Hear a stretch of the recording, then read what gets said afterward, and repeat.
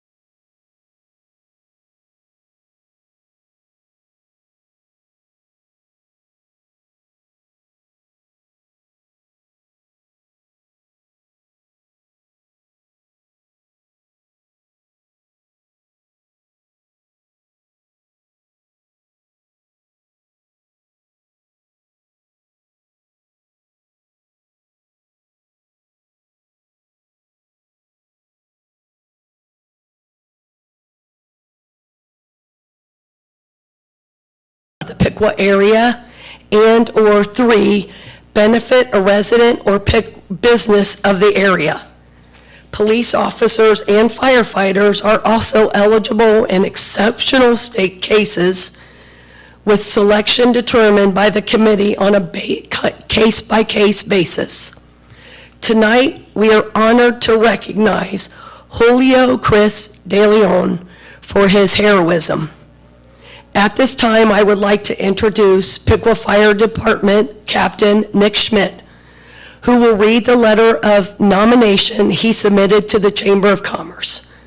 Following his remarks, Chief Lee Adams will present the plaque, which reads, "The Jan Mulder Citizenship Award, presented to Julio C. De Leon for his heroism and spirit of self-sacrifice in placing the safety of others ahead of his own, dated November 18th, 2025, when the accident occurred."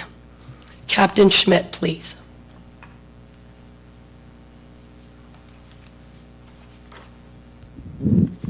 Good evening. My name is Nick Schmitz. I'm a captain with Piqua Fire Department and incident commander of the house explosion and structure fire at 1140 Covington Avenue on November 18th, 2025. On behalf of Piqua Fire Department, it is my pleasure to wholeheartedly recommend Julio De Leon for the Jan Mulder Citizenship Award. His immediate, selfless, and courageous actions directly saved the life of a fellow Piqua resident during a catastrophic house explosion and fire, an event where every second truly meant the difference between life and death. On November 18, 2025, at 2:57 p.m., the Piqua Fire Department was dispatched to 1140 Covington Avenue following reports of a home explosion. Callers informed dispatch that a male passerby, later identified as Julio De Leon, had entered the heavily damaged and burning residence in an attempt to rescue the occupant. Despite the extreme danger and rapidly deteriorating conditions, Julio acted without hesitation or regard for his own safety. By the time fire crews arrived on scene, the structure was fully engulfed in flames and had become entirely unsurvivable. Miraculously, both individuals had already made it out. The victim was discovered by our staff seated in a neighbor's yard, suffering from significant burns to his face, arms, and hands, but alert and responsive. Alive because Julio intervened when no one else would or could.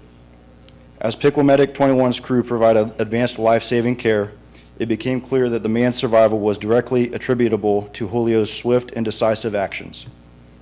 Julio's bravery embodies the highest ideals of citizenship: compassion, courage, and an unwavering commitment to helping others in their most desperate moment.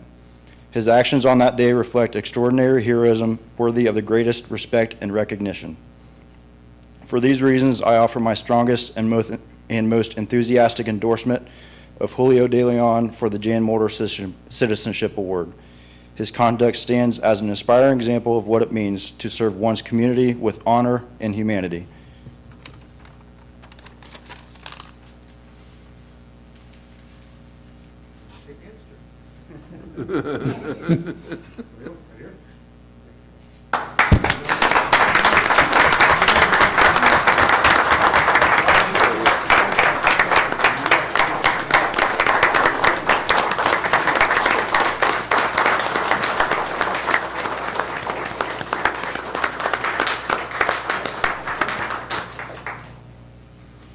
Keep you up here a little bit longer. A little bit longer. At this time, I would like to call Representative Jonathan Newman, who has an accommodation. Thank you.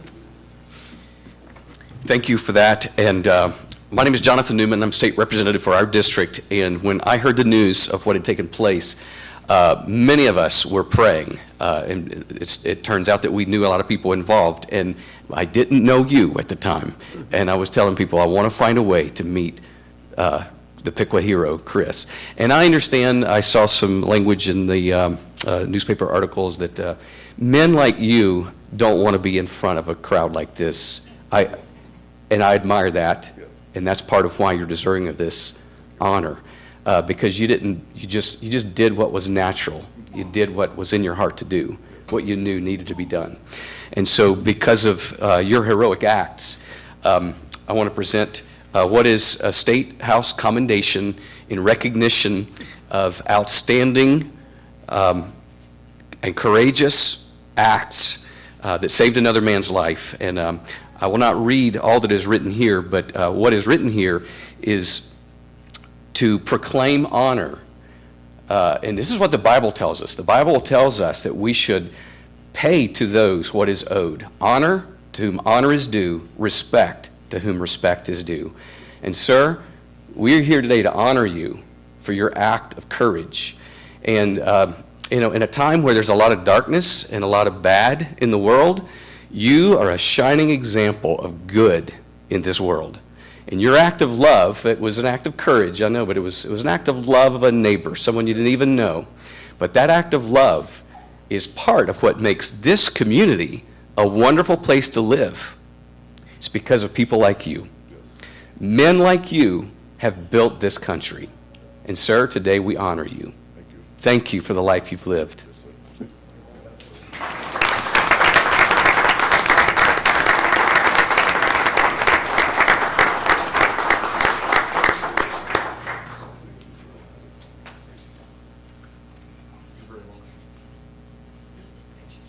All right.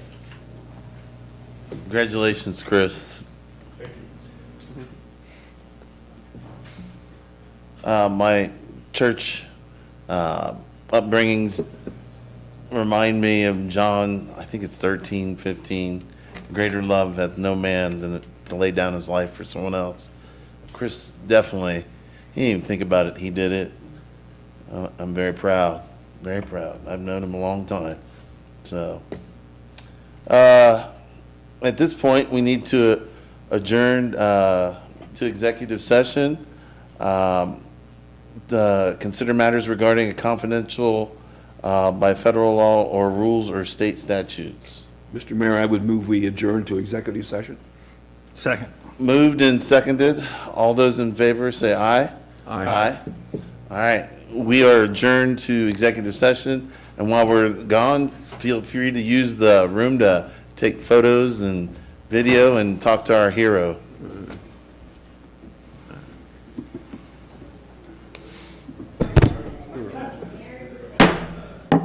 We are back on the record.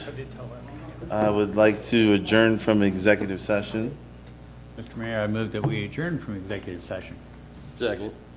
I need a roll call. Commissioner Better? Aye. Commissioner Simmons? Aye. Mayor Lee? Aye. Commissioner Homan? Aye. Commissioner DeBras? Aye. All right. Next on our agenda is a motion to approve the business agenda, rules of conduct. Mr. Mayor, I would move that we approve the business agenda, including the rules of conduct. Second. Moved and seconded. All those in favor say aye. Aye. All right. Next, we will have a work session involving the Miami County Sheriff and Commissioner Wade Westfall to discuss the proposed jail. Well, good evening. Thank you for allowing us to take time to present what we've been going around to various civic groups and different county, governments, municipal governments. I appreciate that. I know your time is valuable, so this is something that usually takes longer, but I'm gonna try to get through it quicker because I know you have a busy agenda, but we're happy, the commissioner and I are both happy to answer any questions as we go along. Just starting off, if you go to the first slide, please.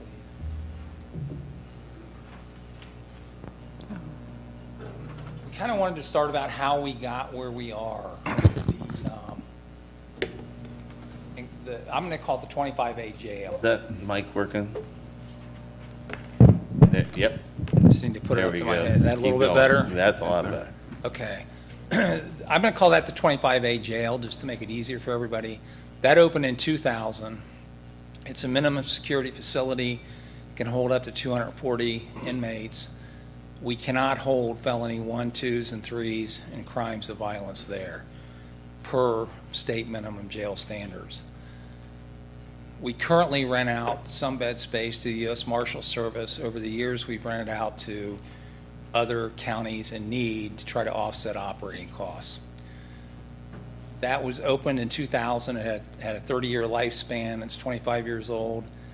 It was funded with federal and state funds when it was open. You go to the next slide, please. Here's where the issue is. The downtown jail opened with the safety building in 1972. It was originally designed to hold 121 inmates. Due to court cases, changes in the minimum state jail standards, we're only supposed to be holding 42. They've expanded the number of square feet per inmate. There are requirements that we can't accommodate in that jail. So we're typically in the 60s and 70s. That's where we're housing your serious felonies, your crimes of violence, and things like that. It's in poor condition. It's worn out. We're offering tours. We've done the tours with a lot of civic groups for people to come in and see it for themselves. If we go to the next slide, please.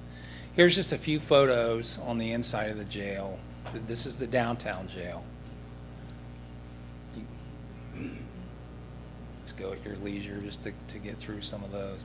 If you'll notice the controls, those are, if you can back up, it's 1960s technology that controls the cell blocks to be able to, if there were a fire in the jail, a lot of them have failed and don't work, so the COs would have to literally go with the old skeleton key to unlock to get people out. A lot of those have failed. We've not looked at investing in money. You're talking a lot of money to fix all those. The plumbing, everything is just, there's been a lot of failures.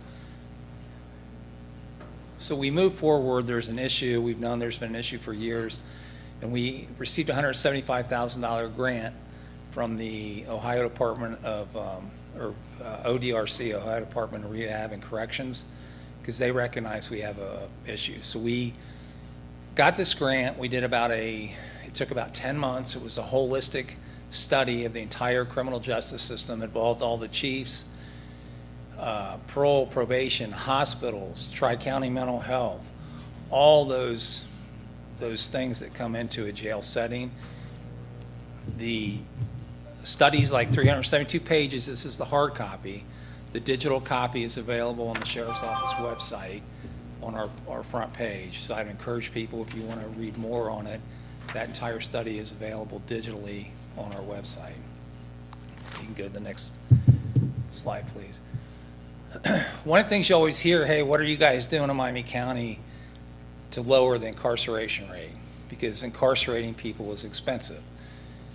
So here's the incarceration rate for some area counties around us. I guarantee you Montgomery County is a lot higher.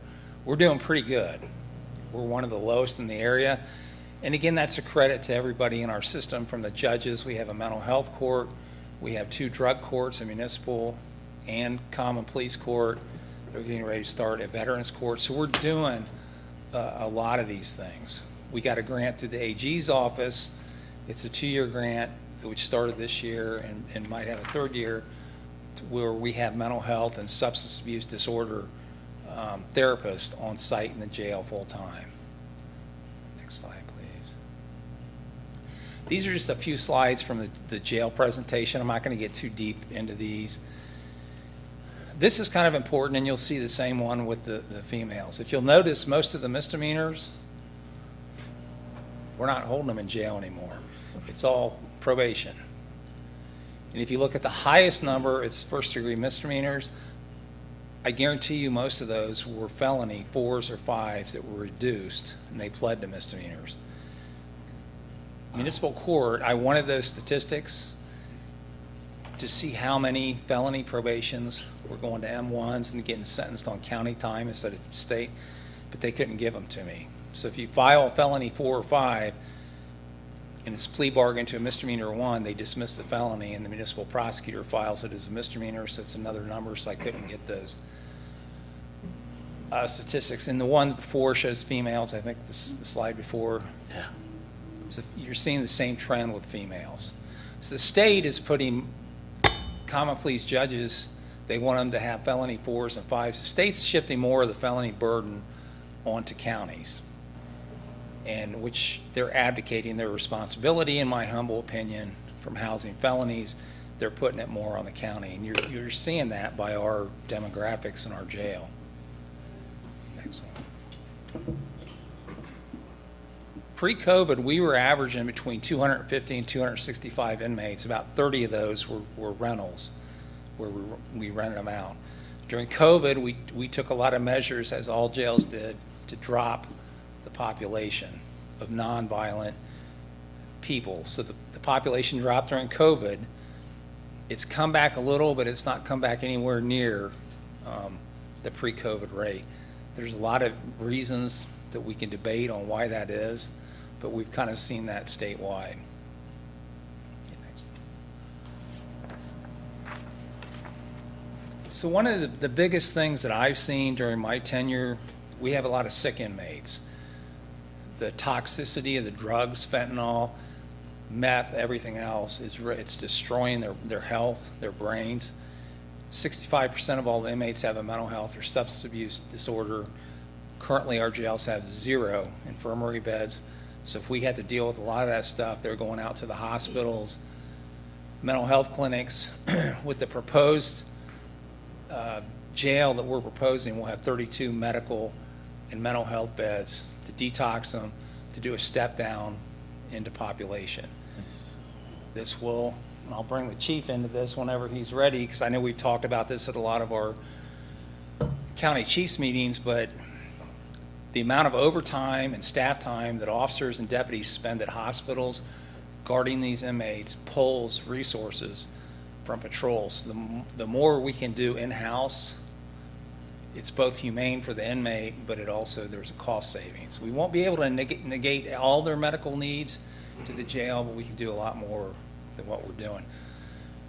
So that was a huge thing when we went into, and we'll get into the proposal here in a minute. And Chief, I don't know if you wanted to elaborate anymore. I know we talked about these issues a lot at the chief meetings.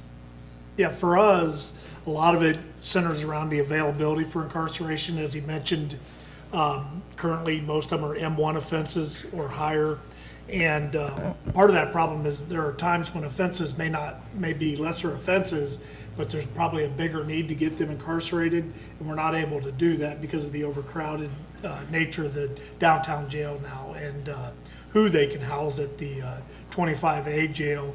But we also have the issue with, as he mentioned, the mental health aspect of it, because not only the mental health, but the medical treatment. As he stated, if we make an arrest and we incarcerate them or attempt to, and we need to have them evaluated, our department is responsible for providing the security at the hospital the entire time, whether that's a couple hours or a couple days. So it can get quite costly in terms of overtime and paying somebody to be there. And then another aspect of it, the efficiency. Currently, we have to travel to Troy, to the downtown jail, to get them screened. And then if they need to go to the hospital, we got to take them out to UVMC, and then we have to take them back to Troy potentially, if not the 25A facility. So you might make several trips just to get one person incarcerated in one centralized location in the jail that'll have the availability for the medical evaluation and mental health aspect of it. It can be a one-stop shop, if you will, for that. So there are some efficiencies that could come out of it for us, saving the overtime costs, et cetera. But there's also the fact that they can get evaluated for the mental health care that they may need there, but they also get the treatment and hopefully prevent them from having to come back. So it would all take place there where you can ensure the follow-up happens, because once they're released, there's no guarantee that they're going to continue that follow-up on their own. So there are a lot of advantages to the design and the nature of this bill.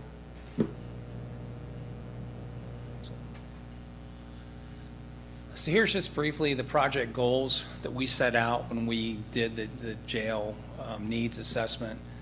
The in-house medical and mental health care was kind of at the top of the list.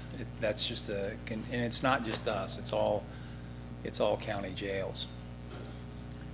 One of the other things that we did in the proposal, which is coming up, and I'll be honest, I'm in the twilight of my career. I don't like getting up in front of people and saying, hey, we're probably going to have to pay some more sales tax at some point, and the commissioner will get into that. But the longer we wait, the more the financial hole is getting. They're telling us conservatively every year Miami County waits is going up $2.5 million. And I'll give you, for instance, the Warren County built a new jail. They're bigger than us, 500-bed jail, bigger sheriff's office. They started in 19 right before COVID, $52 million. We're proposing a 200-bed jail adjacent to the 25A jail, smaller sheriff's office, and from 2019 to 2025, they're estimating $100 million. So the longer, it boggles my mind when they came back. But the longer we wait, the worse it gets. There's just no easy answer to this. I know the commissioner will get into that a little bit more. One of the things that we did propose on the next to last bullet point on the previous slide, no worries. Currently, our emergency management agency is located in the basement of Hobart and Troy, along with our backup 911 center. Very, very small areas for people who have been there. It's just not ideal. So one of the things we did in our proposal is if we move forward with a new sheriff's office jail, that the county EMA and a backup 911 center would also be in that. The EMA would have their own autonomous entrance, and we would share a large conference training room with them for if there was a natural disaster, man-made disaster, all the principals would be in that room, so we're reusing real estate. And then the current backup 9/11 center, they're tiny. I mean, if there was a tornado that took out our major comm center and they had to move into Hobart, they're tiny little monitors. It's not like going from what they're used to, they're going back. So with this, it kind of, they can go from a similar like dispatch center to a similar like dispatch center. So that was something we threw in. It was pennies on the dollar on the overall project. I just wanted to bring that up. So they gave us three options. Option one was to tear down the 25A jail and build a whole new jail, which came to $143 million, and that tilted my head even more.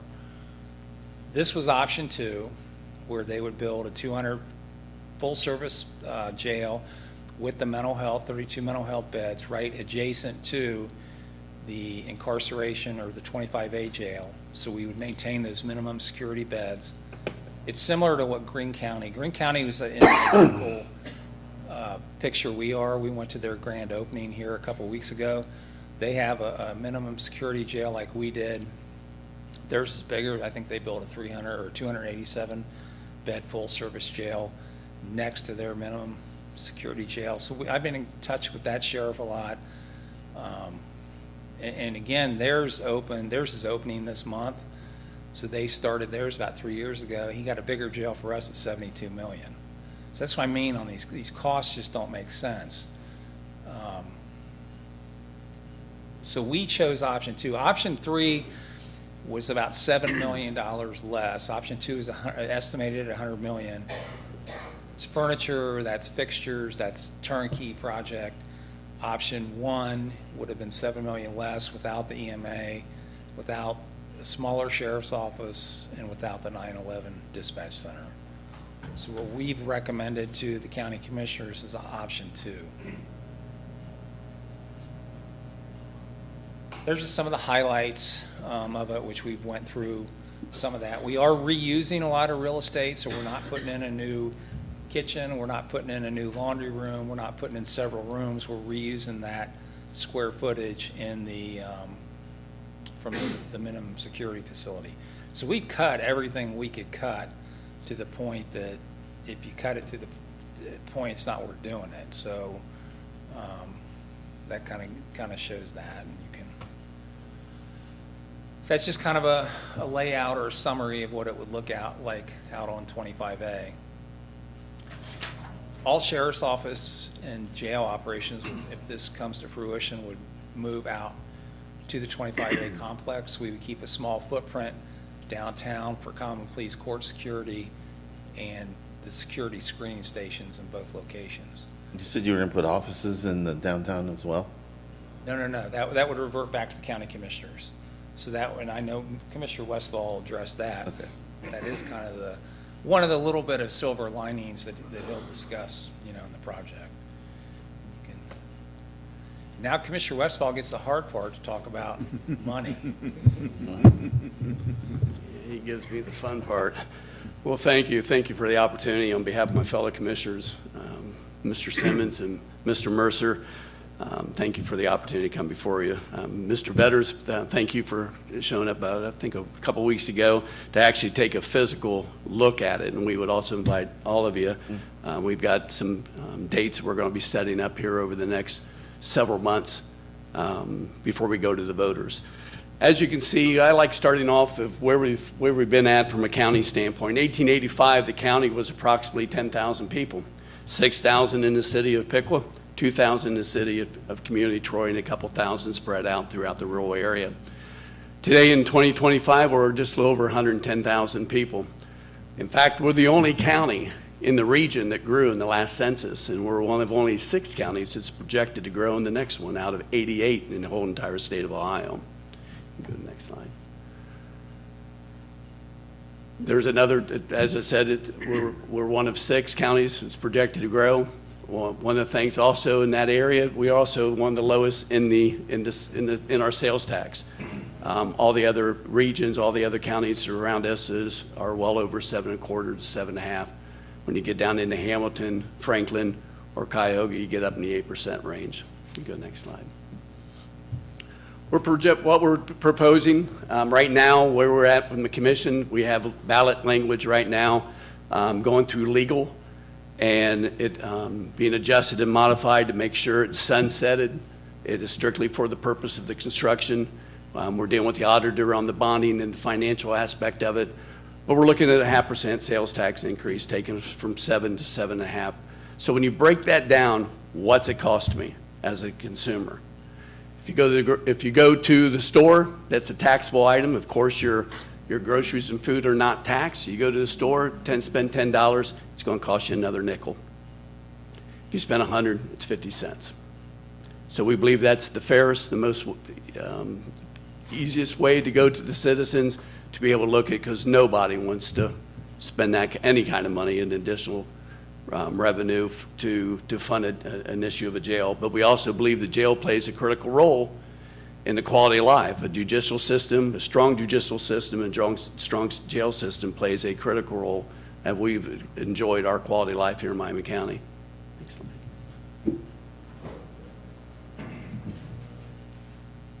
One of the things that, for me to support this and support this very hard, we are landlocked down at the county. And when you look at the county being 110,000, the county's growing, more houses are being built, more transactions. We have 122,000 people that go into the courthouse and the safety building every year.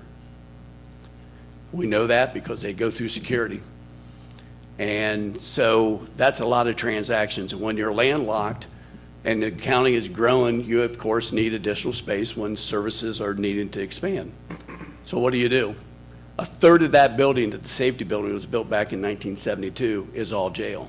That frees up, in my view, it frees up probably for the next 5 or 6 or 7 or 8 sets of county commissioners not to have to worry about additional land and have to go out and build additional buildings outside of that county seat. Go next slide.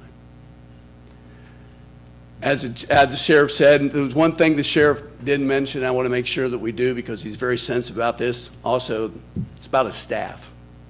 We would really encourage you to come down and take a look and walk through that facility, because you got to remember those incarceration, those officers, those correction officers are in that facility on a lot longer than the people that are breaking the law that are in that facility.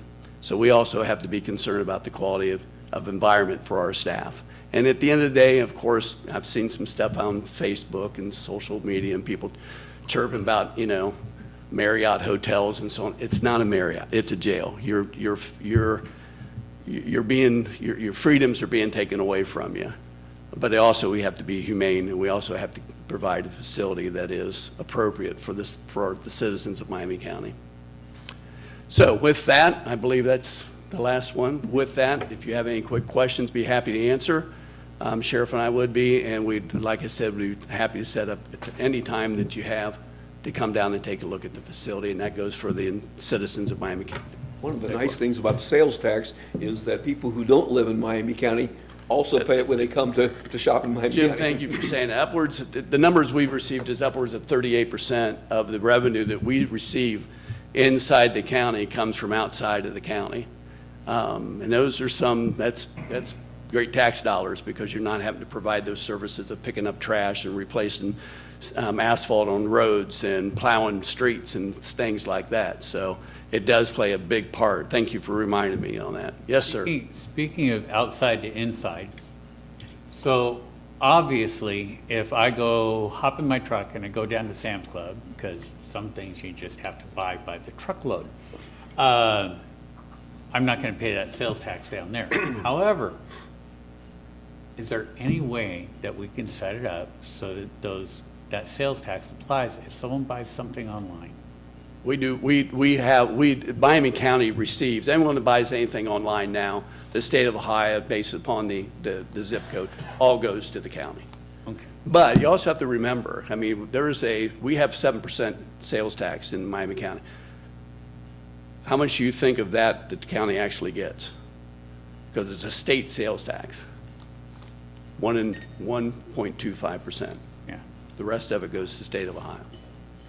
How long would it take add a 0.5% increase on the sales tax to generate the revenue for Sales the- tax raises approximately, 0.5% raises approximately $10 million a year. Okay. So when you factor in bond payments and stuff, I'm thinking it can be sunset somewhere between 12 and 15 years. That's above my pay grade question. That's the auditor's question. But no, we think it can be somewhere in the 12 to 15-year range. And we're also shooting for grants. Sheriff didn't mention that. The state of Ohio has got a program through Governor Wine's program, and they've put $50 million in each year for the next 2 years. Correct. Greene County got 15 million, so I anticipate we should be in the ballpark. So if we can get 15 from the Federal state, government have any grants as maybe 20 to 25 from the state, so it would have to be from the feds. And all that money would be straight off the top. So if we go to the taxpayers, assuming it's going to be a $100 million expense, and we haven't gone out to bid, and you also have to remember, you all understand this, the folks in the audience may not. We have this little thing called prevailing wages. Right. That we as elected officials must pay when it gets over certain criteria.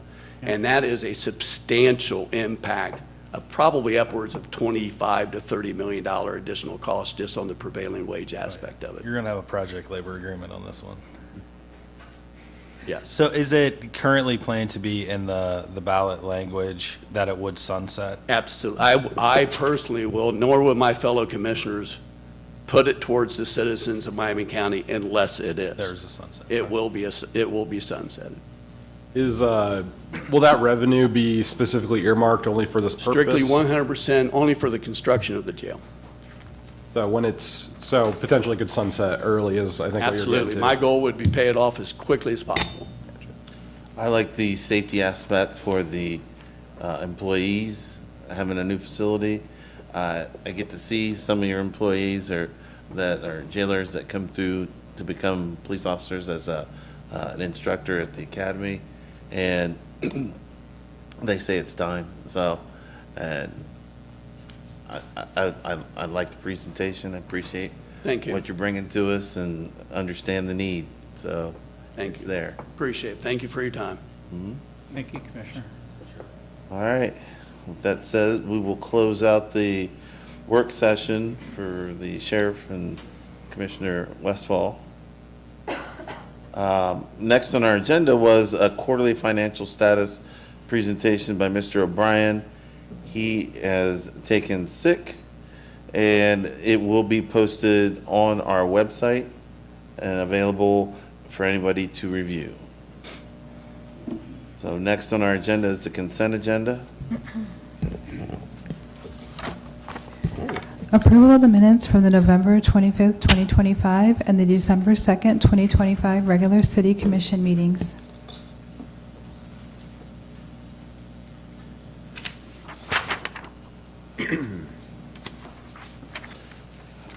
I'll entertain a motion. Mayor, I would move that we adopt the consent agenda. Second. Moved and seconded. All those in favor, say aye. Aye. Aye. Opposed? None? So now on to old business. First up on old business is ordinance number O-19-25, a third reading. They're in the back on the counter. I'm sorry.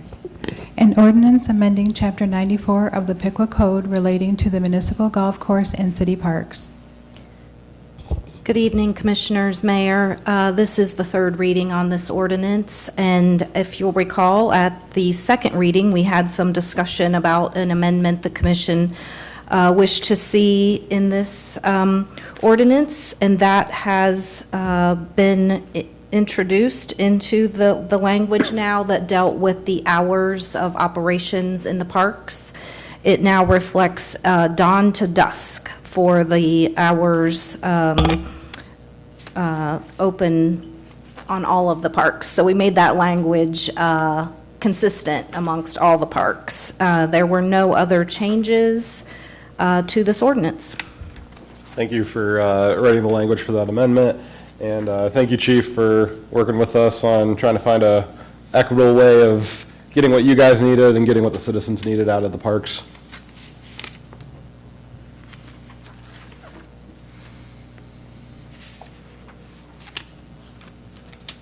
Any other questions from commissioners? I will entertain a motion then. There's no public comment Oh, card. okay. Mayor, I would move that we approve ordinance O-19-25. Second. Moved and seconded. Can I have a roll call, please? Commissioner Better? Aye. Commissioner Simmons? Aye. Mayor Lee? Aye. Commissioner Homan? Aye. Commissioner DeBras? Aye. All right. Motion passes. Next on our agenda is ordinance number O-20-25, a third reading. An ordinance to make appropriations for the city of Piqua, Ohio for the year 2026. Good evening, Mayor and Commissioners. My name is Kayla. I will be bringing Jerry's items forward this evening. This is the third reading of this ordinance to make appropriations for the year 2026 and will serve as the initial budget for 2026. There were some changes since the second reading as listed in the staff report, and I will take any questions at this time. Any questions from commissioners?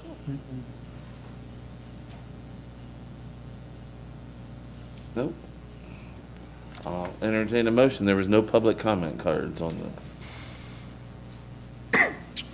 Mayor, I move that we adopt ordinance number O-20-25. Second. Moved and seconded. Can I have a roll call? Commissioner Better? Aye. Commissioner Simmons? Aye. Mayor Lee? Aye. Commissioner Homan? Aye. Commissioner DeBras? Aye. All right. Last in old business then is ordinance number O-21-25, a third reading. An amended ordinance to make appropriations for the city of Piqua, Ohio for the year 2025. This is the third reading of this ordinance to make final appropriations for the year 2025. There were some changes since the second reading, and these changes are highlighted in orange and indicated in the staff report. If you have any questions, I will take this. Any questions from commissioners? There are no public comment cards on this ordinance. Mr. Mayor, I would make a motion that we approve ordinance number O-21-25. Second.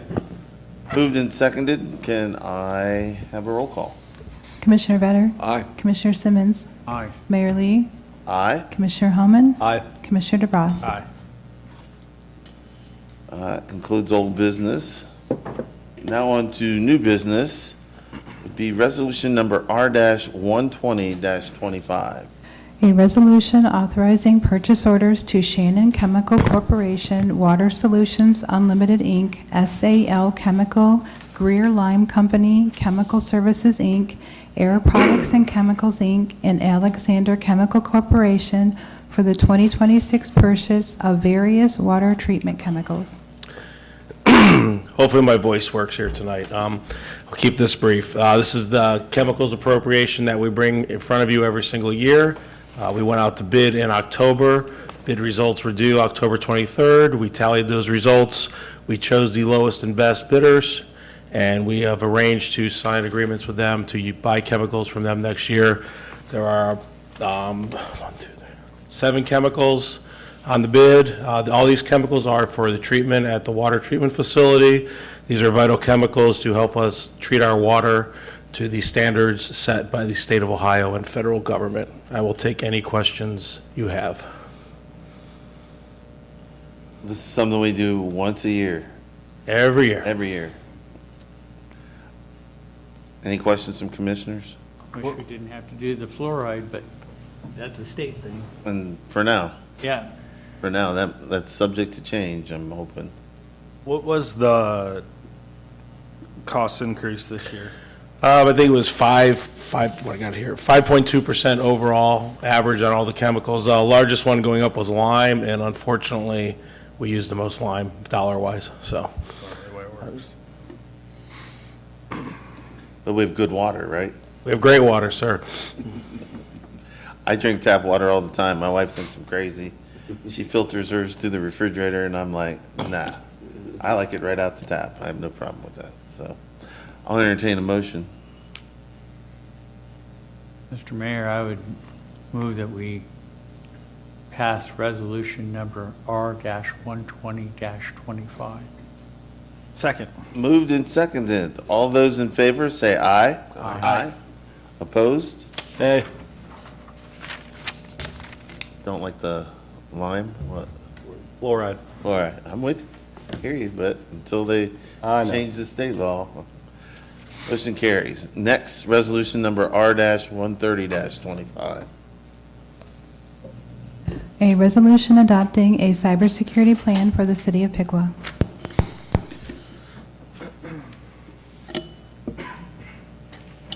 Good evening. This is in response to state legislation that passed this summer, House Bill 96, which became Ohio Revised Code 9.64 on Can you move your September mic 30th. so we can hear No. you? Okay, is it better? Okay? Yeah. All right, sorry. This is in response to House Bill 96 that passed this summer, which became Ohio Revised Code 9.64 on 30th of September. Go ahead and click the slide. One more time. One more time. One more time. Sorry, I thought I'd have the button. This is monitored and run by the state of Ohio's Auditor of State. So I'm going to be referring to their documentation as what we're going to cover with this tonight. There are basically 3 steps. One is that every political subdivision must have a basic security program in place. The second is that any cyber incidents that happen have to be reported to the Ohio Cyber Integration Center within 7 days and the Auditor of State within 30 days. And the third is that political subdivisions must pass any authorizing resolution before paying a ransomware demand. One more, Clyde, if you mind. One more, sorry. We're going to go a couple more times through here. And then one more. Those are the 3 steps. And then one last one coming up here. Thank you. One more, sorry. Just I'm sorry. clarify something that you just said. So you said it's state law now that if we were to, any municipality wanting to pay out a ransomware, they would have to do a resolution to do The that? city would do the resolution. Gotcha. Before the city could pay a ransom, the commission would have to approve the ransom in a public forum before that could be paid. Gotcha. Now, there are cities that are doing that in advance, and again, I would recommend, I've already filled this in, I recommend you strongly do not do that. The last thing you want to do is pass a resolution or saying we will pay a ransom and this is how much we're going to pay. You're just inviting yourself to become a target at that Yeah, you point. put a bullseye on yourself, Yeah, right? I agree with that. The other part of that, though, is now attackers will have a county-by-county target list of who's likely to pay out. I don't think that's a good No. state law. So the last portion of that, and it's included in virtually every presentation I gave, is that these are not public records, which is why I really can't go into detail on the cybersecurity program, other than to say it is here. We have been running it actually for about 3 years now. It does exceed the standard set by this law, but that does not mean we're complete. It means that we're just in a good spot right now. We need to keep working at it. Anybody that comes along and tells you you're 100% safe is either monumentally naive, doesn't know what they're talking about, or lying to you, and we're not. We're going to keep working toward it. We do meet this goal, and we're going to keep proceeding forward with it. We use a set of standards that are industry standard. They're not something we just made up, so we're following along every step with every process we do. So everything we do IT related will fit into one of those steps into this program. So with that, I would recommend passage of this resolution. Any questions from commissioners? If I may, sir, could you highlight, I know we were in the news a couple weeks or a couple months ago regarding a cybersecurity issue. Can you add a little context to that? Sure, be happy to. Let's see, about a month, 2 months ago now, we had someone's email address hacked, and they simulated someone sending out 3 messages. 2 came from Seattle, 1 from New Jersey. In about a 15-minute span from when the first message went out, we identified what it was and shut off that account. But again, there was just 3 emails that went out. Unfortunately, each one of those went to 300 people. So about 900 people received an email that looked like it came from Piqua. Now, we resolved that. There was never any attempt to get into our system or access our files or anything like that. Some of those messages went to some local media, so when we notified folks that these are not our messages, they were notified. One of them ran a story about a wonderful cyber threat that we stomped out. I guess that's nice to have the story, but actually there wasn't a cyber event to stomp out. It was just an email that went out posing as somebody that's actually an official. Thank you.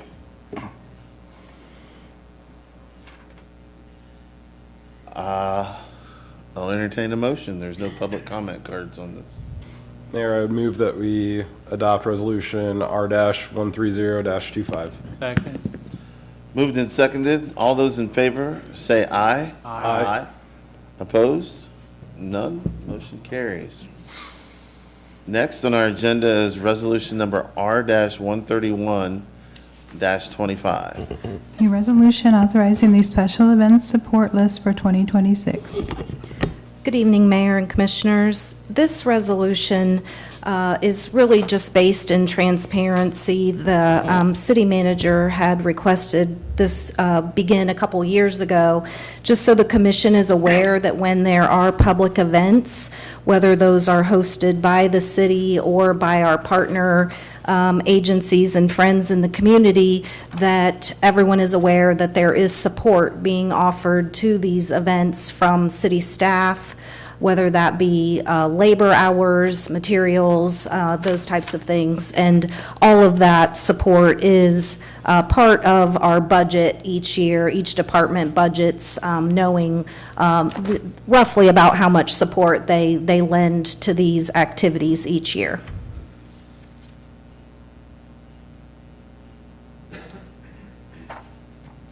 I did not bring my glasses to read this. Looks so much better online. Wow. I have mine, they're not helping. Yeah, I was gonna say, wow. Any questions from commissioners? So all of these different, because I'm seeing, there's a couple of lock nines, there's, community garage sale, okay.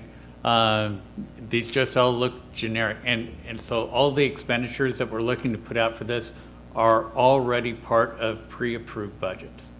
That's correct, or in the 2026 budget, Right. Yes. Each year, each department budgets for their staff time or materials or things that they typically would provide to special events. So let's say Lock 9 has so many concerts. You put in there budgets for each department, how much time is going to be. Do you also put in how much it's being given, like if for the concert series, if there's money that was donated is being used to help those concerts as well? Sure, any donations or support of any of the events that come back to the city would be reflected in the revenue. Okay.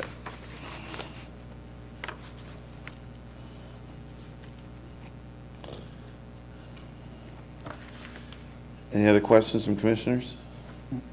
There are no public comment cards on this one. So I will entertain a motion. Mayor, I would move that we adopt resolution number R-131-25. Second.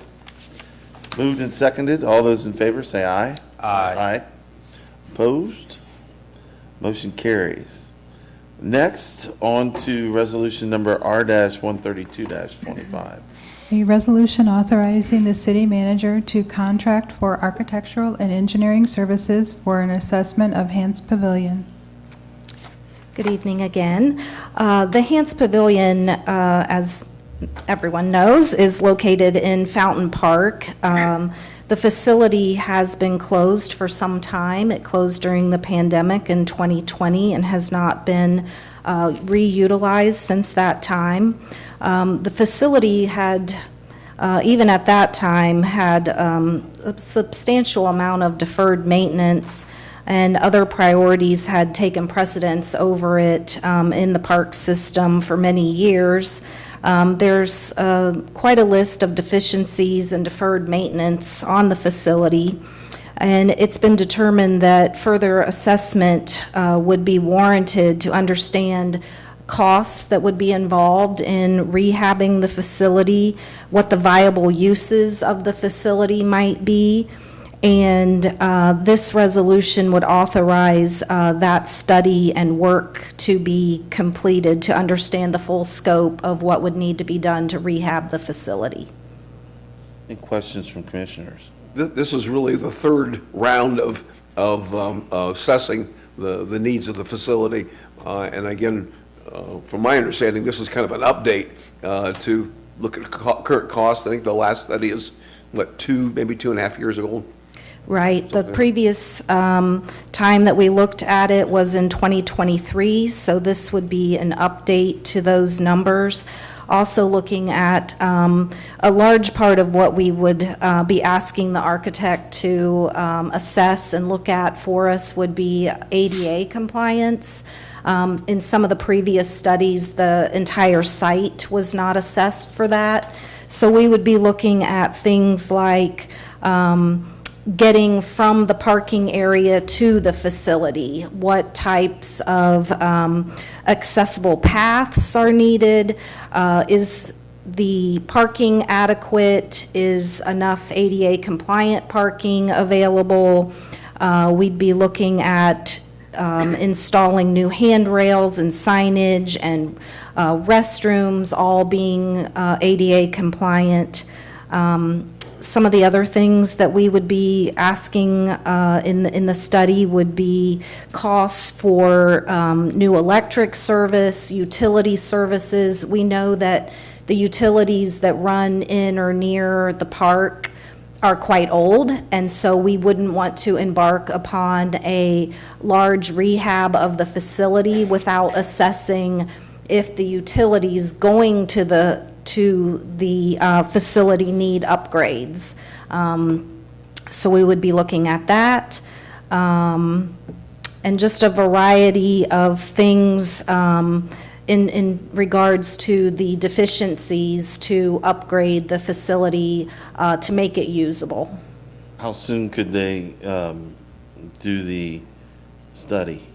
We would be asking for the study in 2026. I'm guessing it will take several months for them to do. Well, that's right away is what I'm saying. In 2026, yes. Yeah, the upgrades that you're talking about are good. They're even more difficult than it would be in just like even this building, because you want it to have modern electricity and so forth, but it shouldn't like blatantly look like it because it's a historical building.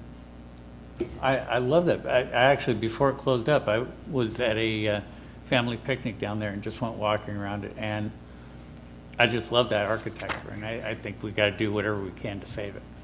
One of the other things we would be asking the architect to assess would be, there'd been some discussion about placing the building on the National Historic Registry, and so we would want to know what the cost differential would be if that were to take place, because we know as soon as you put a building on the registry, you're now have very stringent requirements for historic preservation, and so we would want to know what the cost differential would be to do the historic preservation versus just repairing the deferred maintenance.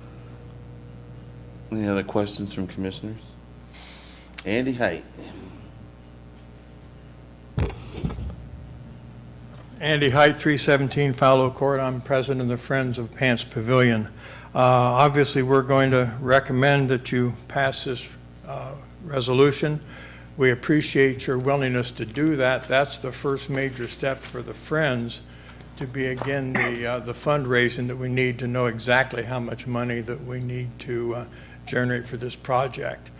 And I'd also like to say that as this project moves forward, you can count on the Friends of the Hants Pavilion to be involved actively as much as we can to make sure that we get a good project. As you said, preserve the integrity of that structure, because there are so few of those in the nation. It's worth saving. So we appreciate your support. We ask for your support, and thank you for considering this.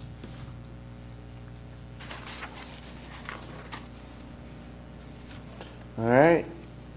I will entertain a motion. There's no other public comment cards. Mr. Mayor, I would move that we approve resolution number R-132-25. Second. Moved and seconded. All those in favor, say aye. Aye. Opposed? Motion carries. Next on our agenda is resolution number R-133-25. A resolution to authorize the city manager to enter into a lease agreement with DM Piqua LLC Submarine House. Good evening, Mayor and Commission. The next three resolutions are resolutions that deal with leases for individual property owners in the city of Piqua. They are looking, or they are already doing outdoor activities in public space, and this would authorize the lease agreement for them to utilize that space.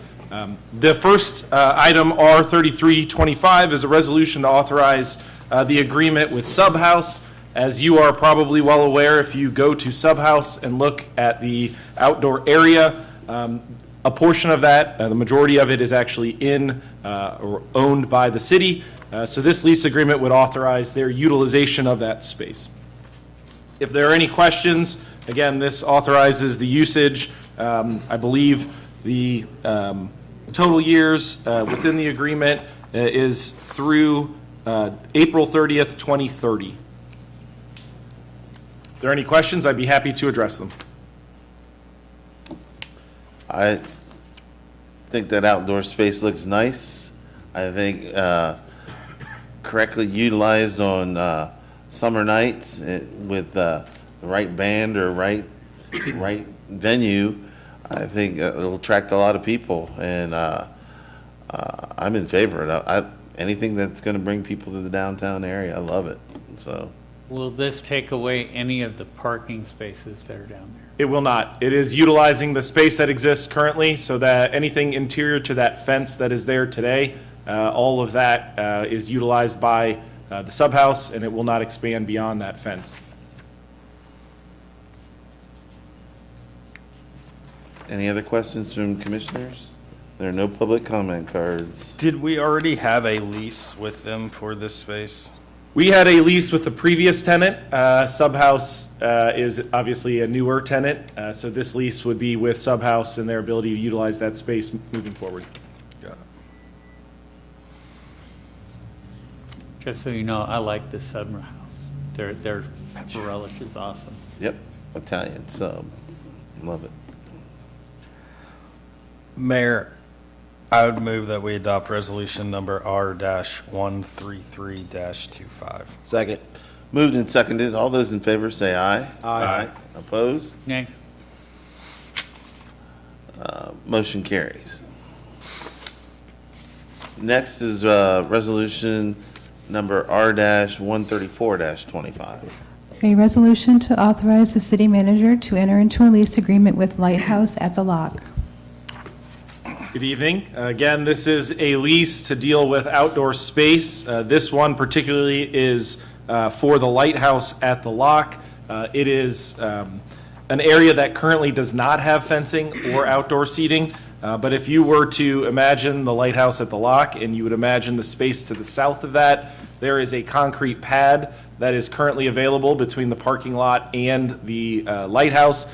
And they are asking to utilize that space. They would like to put up a fence and have outdoor seating. They would like to be able to use that similarly to the way that the Subhouse does, to be able to have utilization in the warmer months and the ability to have tables, chairs, and other awnings in that space and be able to sell food and alcohol within their individual space that is set by this lease.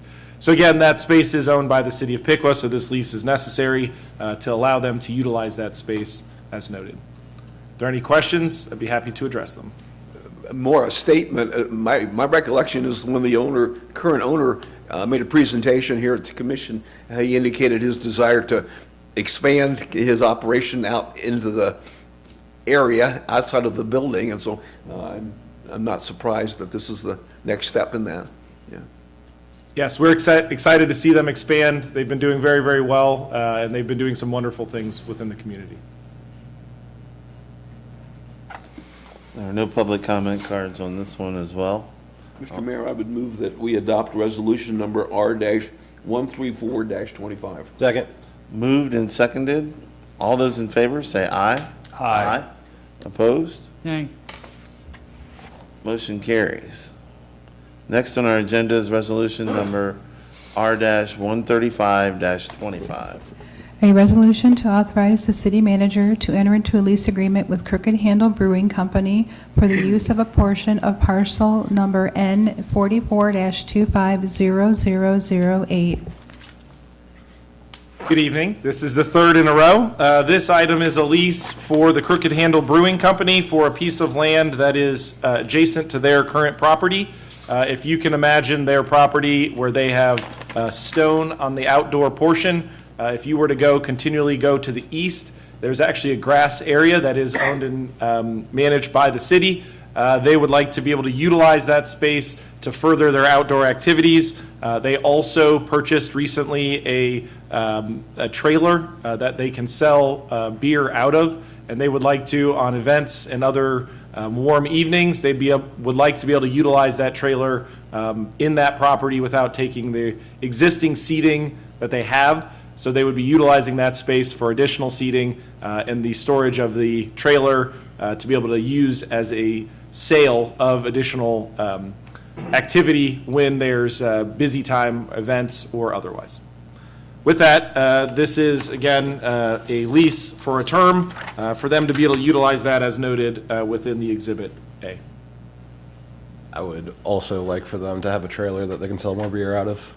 I think they need to sell some towels with the splash pad right there, man. They could make a killing. And Sprite as well. There's no public comment. Mayor, I would Cards move on that this. we adopt resolution number R-135-25. Second. Moved and seconded. All those in favor say aye. Aye. Opposed? Okay. Motion carries. Next on our agenda is resolution number R-136-25. A resolution authorizing the city's purchasing department to advertise for bids during the 2026 year. Good evening. Again, this resolution is brought to commission every year because the city is required to advertise in a newspaper of local circulation for bids of any capital or operational purchase over $25,000. We are asking Commission's approval for the purchasing department to be authorized to advertise for those items anticipated in the 2026 budget. Passage tonight will allow for departments and projects to proceed as needed in 2026. Newspapers and physical circulation are a little bit of a dying breed these days. What papers or, I guess, alternative media sources would you be advertising in?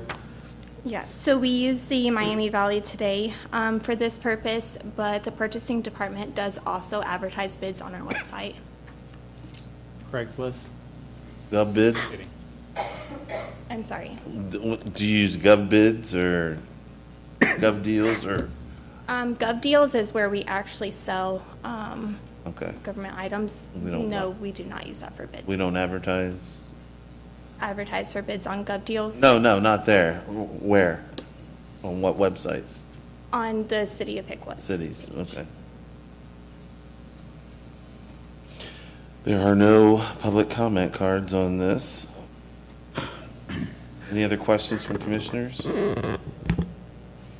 Mayor, I move that we adopt resolution number R-136-25. Second. All right, moved and seconded. All those in favor, say aye. Aye. Opposed?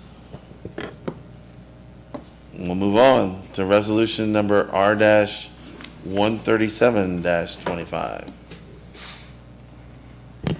A resolution to adopt a zoning map amendment from AG Agriculture to PD-R-Planned Residential in adoption of a preliminary development plan with development standards for the Shaw Farm development on parcel number N44-706909. I have a PowerPoint with this. For the next three cases, these are the three cases that our Planning Commission heard last evening, and they were recommended forward to the City Commission for consideration this evening. I will do my best to go through this as quickly as I can, but also as thoroughly as I can. So the case that you have before you, the first one that you have before you for R-137-25 is a resolution to adopt an amendment for the Shaw Farms development. This is the first of two planned development rezonings that you will see this evening. This is a residential, a PDR rezoning, and there are some standards that we will note quickly as we go through. The existing conditions of this site, it is a 34-acre site zoned AG Agriculture. It is south of 25A. To the east of Tomahawk Drive, or Tomahawk Trail, excuse me. The property is currently a farm field with a portion of it having woods on it, and the property does have a slope to it from the east to the west. Our comprehensive plan lists this location as strategic growth. Strategic growth within the comp plan intends areas that are appropriate for a variety of development types because of their proximity to planned or existing roadways and utilities.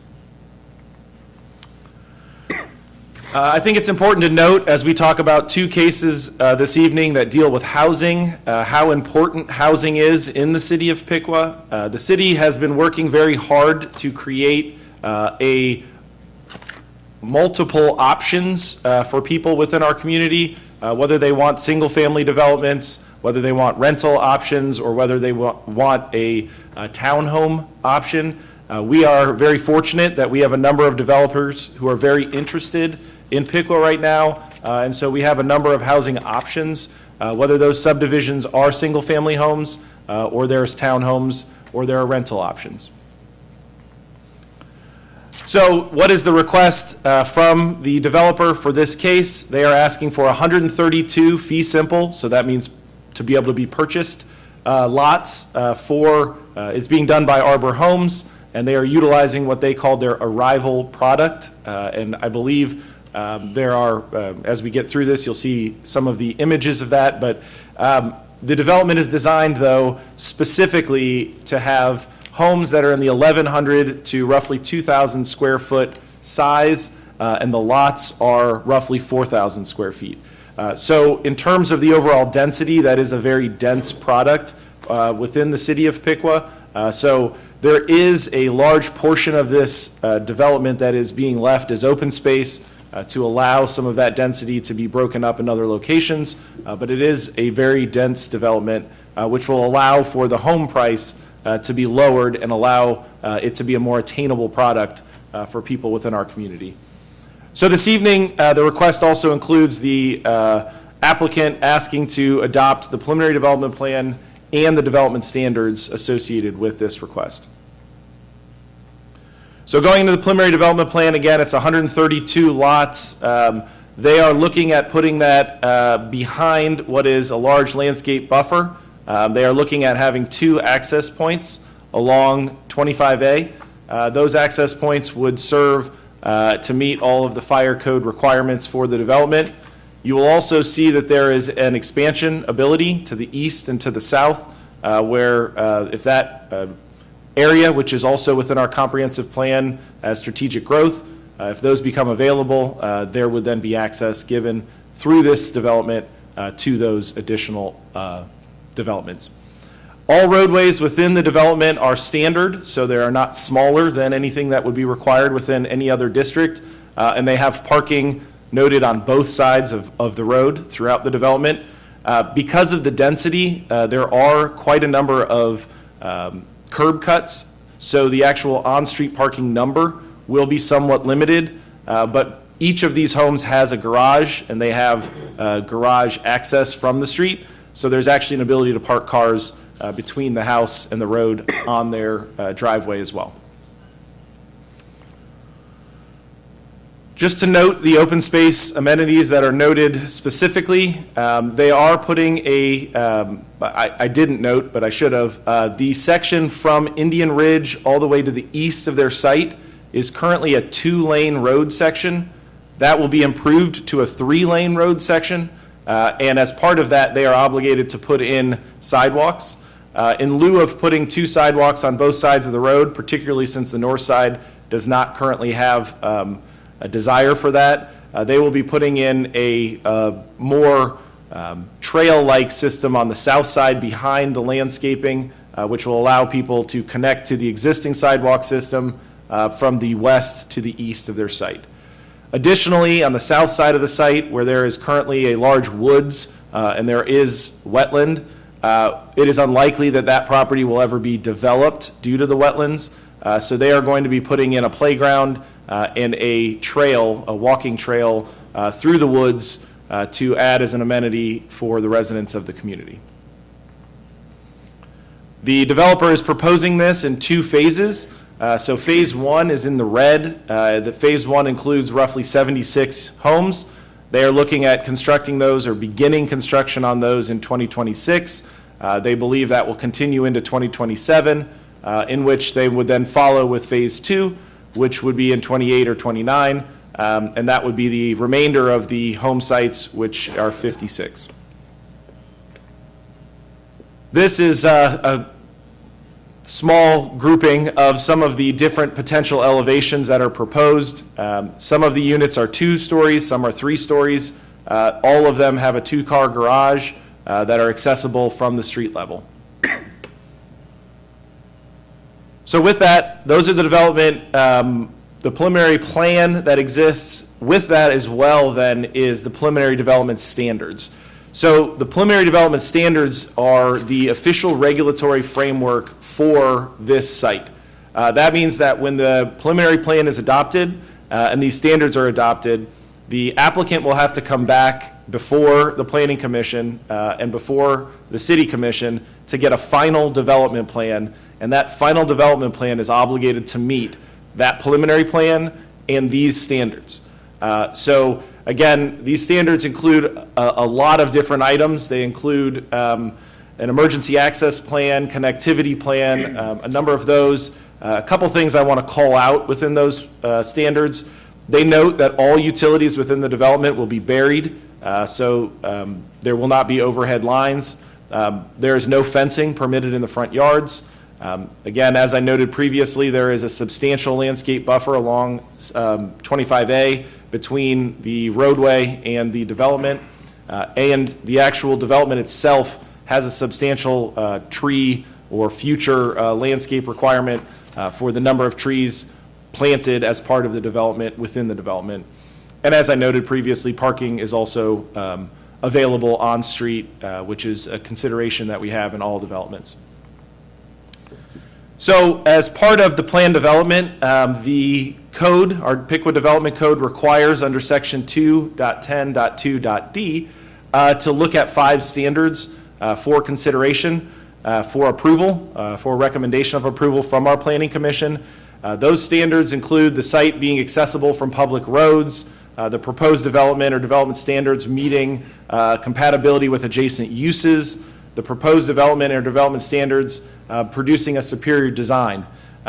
Staff, as at the Planning Commission meeting, discussed each of these items, walked through the staff recommendation for them. We do believe they meet all of those standards, including the 4th standard, which is the proposal is in accordance with the goals of the comprehensive plan. Again, as we noted, this is a strategic growth area, which is looking to have this type of residential development. The 5th item, which will not come into play to this case, but it will for the next case, deals with non-residential uses. So with that, staff did recommend approval to the Planning Commission, and the Planning Commission did hear the case last night and did have an open session.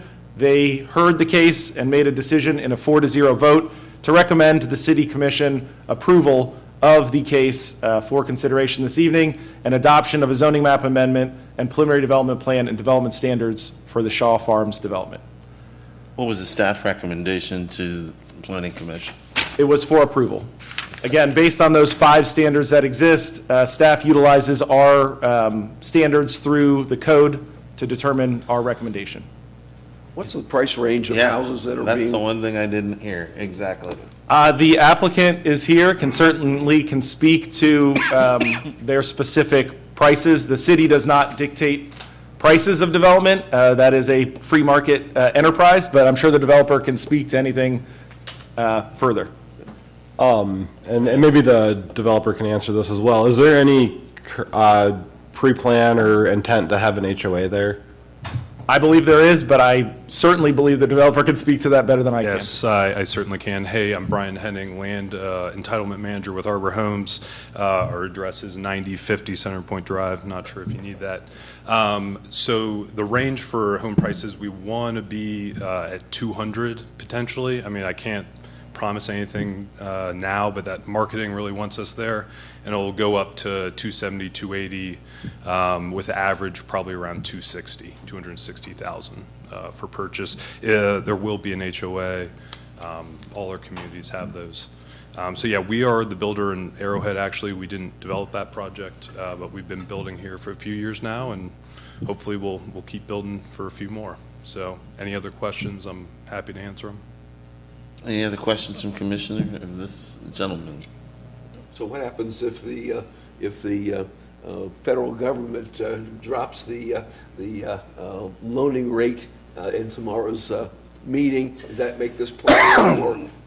I guess it would make the homes even more attainable, and we're happy to. I mean, that's kind of our mission, is really to put as many people in homes as possible, especially those that didn't think they could afford them. So, yeah, that would be great. One of the things we're hearing, I think, both locally and nationally, is accessibility.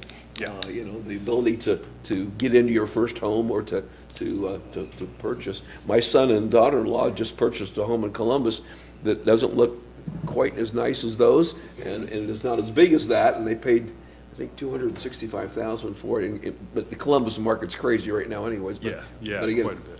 For comparison's sake, this, at least on a financial basis, appears to look like affordable, maybe for first-time home buyers. That's really kind of why we developed the Arrival series, is to. And one of the Home. Tell your son to move home. One of these. Yeah, exactly. I tried that. I know a salesperson. To your point about discussion nationally about the ability of any first-time home buyer to even approach getting a home these days, I don't think it's a surprise to anybody, but the median home price has just absolutely outstripped the median wage in the last 30 years.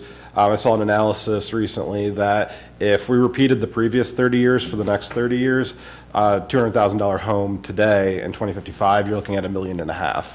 The solution to that is not to not build homes that might be slightly outside of somebody's price range. The solution to that is to continue building homes and be building them as fast as we can. The only way to approach that is it's a supply problem. We have to increase the supply.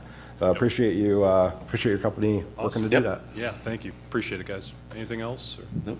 Nope. Thank All right. Thank you. Thanks. Any other questions from commissioners? Valerie Mulliken.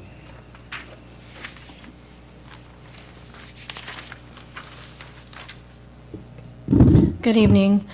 Valerie Mullick, and I'm representing Operation Veteran and Caregiver Support, 987 East Ash Street, Piqua, Ohio, Suite A3. I am appreciative of having more housing built because we do have a housing problem. I am concerned that what I just viewed is not handicap accessible. And if there's anything that we have a problem with in our community, actually in our general region, it's handicap accessible housing.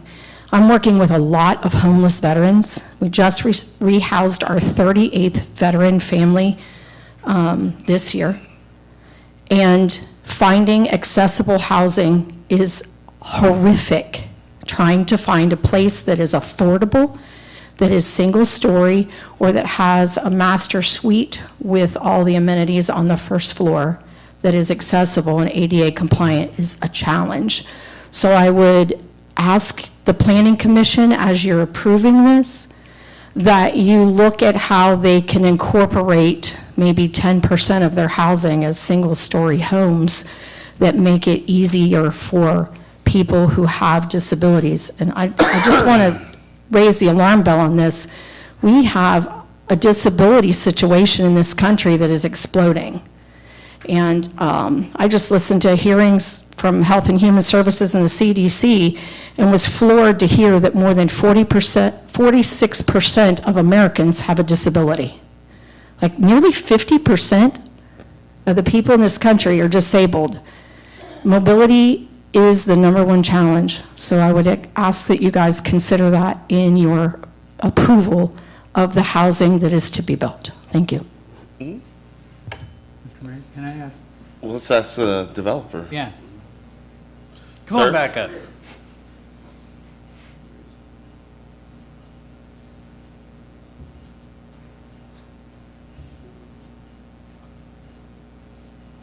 Good evening. I'm Paul Metzger, and I'm with Arbor Homes. And while these homes are all 2- and 3-story, and that's what we're allowed to do that, meeting the federal ADA laws, we do offer it like at our Arrowhead Ranch-style homes, just not at this particular community, and just not the way these are set up, and part of how this arrival product is designed. We certainly would encourage anybody that, we don't have a lot of lots left at Arrowhead, but we do have ranch styles available, and we do make reasonable accommodations. I mean, it's all comes down to, the customer, choosing some options, but we can do some of those things with, ranch style, bedrooms on the first floor, wider doors, those type of things. But at this particular project, it is proposed to be all 2- and 3-story. So your Arrowhead properties are ranch style? There are some ranch styles in there where, there's, I don't know the exact number. I mean, we bought 85 lots there, and we're on the wind down there. Sure. But there are still home sites available. I do think it's good that your company does both and that you have different options in different areas. One thing I'll point out is that maybe a 2- or 3-story home isn't as accessible, but increasing the supply makes it so that people without disabilities are not competing for the same home with somebody who does have disabilities, and that will help reduce the price pressure on everybody. I feel like I need to, not really the ADA question, but the people who are coming to move into our homes, we have one in Martinsville, Indiana, and the 19-year-old bought a home. Nice. Don't know all the situation with exactly his down payment, but he was 19-year-old, worked in the trades, and bought his first home for $205,000 thereabouts. There was a 70-some-year-old couple that bought a 2-story with a walk up to their bedrooms, and they were happy to have that because they're moving closer to their grandchildren. So it's all aspects. It's some people moving down, some people moving to their first new home ever, and some people just getting their first home. So it's a great opportunity for everybody, and that's really what our mission is. I'm not a developer other than software, I do that. But you might consider it an option for these 2- and 3-floor homes that perhaps you could get some kind of volume discount. And so if someone is purchasing one of those homes and they are handicapped and they need it, they have those chair elevators. And if you guys could, I'm not saying go buy a bunch of them ahead of time, but if you made that an option as part of the package. Yeah, and again, we have to make reasonable accommodations if someone comes in and says we want these things, or so they Right. could come in and put that stair lift in themselves later. But yeah, if you have that like ready for them, say, hey, if you need this, it's a good selling point. We'll for add you. that to our next marketing meeting. Yeah. Any other questions? Okay. Thank you. Any other questions from commissioners? I'll entertain a motion. Mayor, I would move that we adopt resolution number R-137-25. Second. Moved and seconded. All those in favor say aye. Aye. Opposed? Motion carries. Next on our agenda is resolution number R-138-25. A resolution to adopt a zoning map amendment from CX corridor mixed use to PD MUD planned mixed use and adoption of a preliminary development plan with development standards for the Piqua Center development at or near 987 East Ash Street. Good evening, Mayor and Commissioners. I have another PowerPoint. This case, again, is a rezoning for the Piqua Center. So this is actually into the PDMUD, which is our mixed use. I will go all the way through this, sorry. If we leave, we end up at, there we are. So this case, again, is the adoption then as well of a preliminary development plan and development standards at that Piqua Center location. The location, if you're not familiar with it, is the old Piqua Mall, and by old, it is the second old Piqua Mall, if you remember the first old Piqua Mall. But it has been developed over the last 2 years. The current developer has put a lot of different changes into it. Most recently, hopefully everyone has been out to the social at the Piqua Center. It is a wonderful adaptation of what used to be the food court, and so that is internal to the Piqua Center. Prior to the social, there was investment to kind of take the old mall and utilize some of these spaces with some light industrial uses and some storage uses. And this is really the next step of what the applicant or what the developer is asking to do at the Piqua Center. So the location itself in our comp plan is listed as corridor, and corridor is intended to cover redevelopment of strategic sites along our primary corridors with a mix of uses, and this area particularly was called out to create a mixed-use area.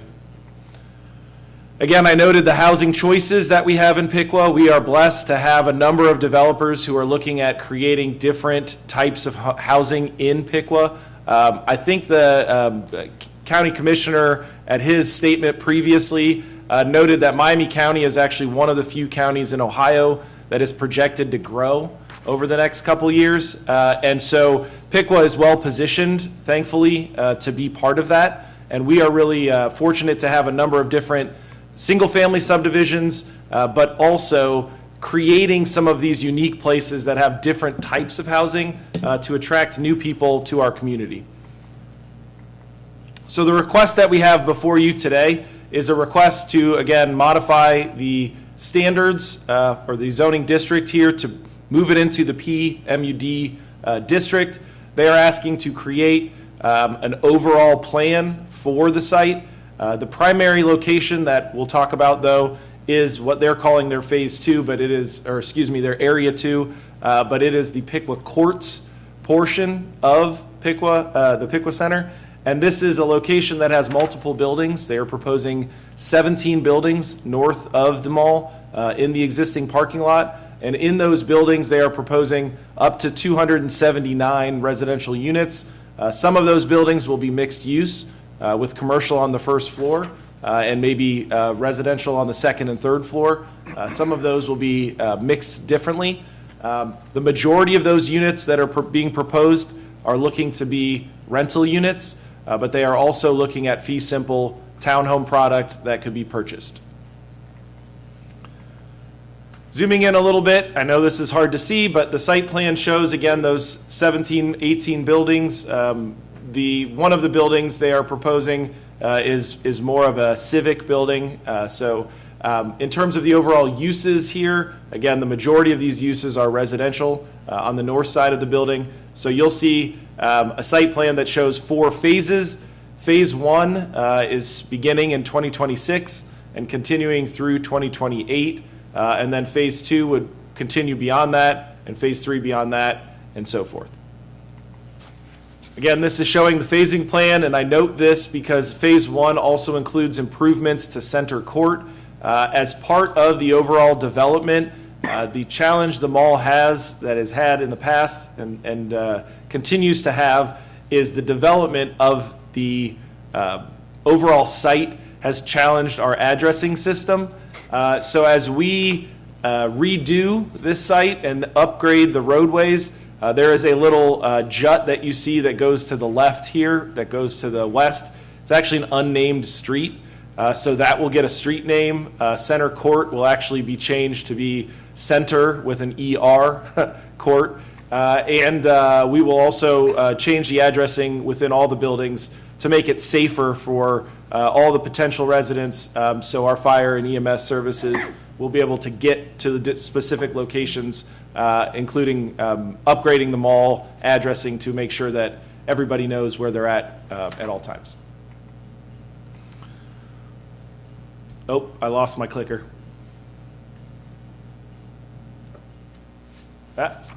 Okay, then the next step is the connectivity plan. So one of the components of this development is connecting to our existing bikeway infrastructure. If you have ever gone down 36, there is a bikeway that goes down the south side of that roadway. It actually dead ends at the entrance to the mall. So this project will bring that pathway through the site and connect it to the Garbury Road bikeway. And so to do that, the first portion, the portion from 36 to the unnamed road, will actually be a separated bike path, and then the section from the unnamed road to Garbury Road will actually be an on-road, shared road amenity for the remainder of that roadway. But it will then connect and create a loop that will allow the residents of this facility to utilize, whether they want to go downtown or whether they want to utilize the bike system or the bike trail system throughout the rest of our area. It gives them opportunities to do so. And it creates a loop within Piqua, and if anyone has ever ridden a bike, the best thing you can do on a bike is ride in a loop. So it creates yet another loop for us to be able to advertise to people who enjoy riding their bike throughout our community. I lost my clicker again. Oh, so the next image is their design intent. So as you can see here on the right side, you will see a development that includes a number of buildings. As I noted, there's 17 or 18. There's also substantial landscaping. So there is a concept that is very clear within the world that we have today. It's called the heat island concept. A lot of these parking lots that we have are just such large asphalt islands that they create this heat sink. This project will work towards managing some of those issues that happen. It makes maintenance harder, it makes everything else harder. But by adding as many trees and creating a lush environment, it not only creates a place that has less of the heat island, but it creates a unique place that is marketable to those in our community and those outside of our community who want to be part of a different type of housing option. This is very similar to other locations throughout the United States. It is unlike anything that we have in Miami County. It is most certainly unique to the northern Dayton region. I'm not aware of anything similar to this closer than the Green, although Huber Heights is now putting in more dense development similar to this. This is certainly something in Miami County that will be unique and will put us in a special place for people who are interested in this type of product. So going to the development standards, the preliminary development standards, again, these are being adopted as the regulatory framework for this development. It's the same as the previous. It has a concept plan, it has open space plan and all the other requirements.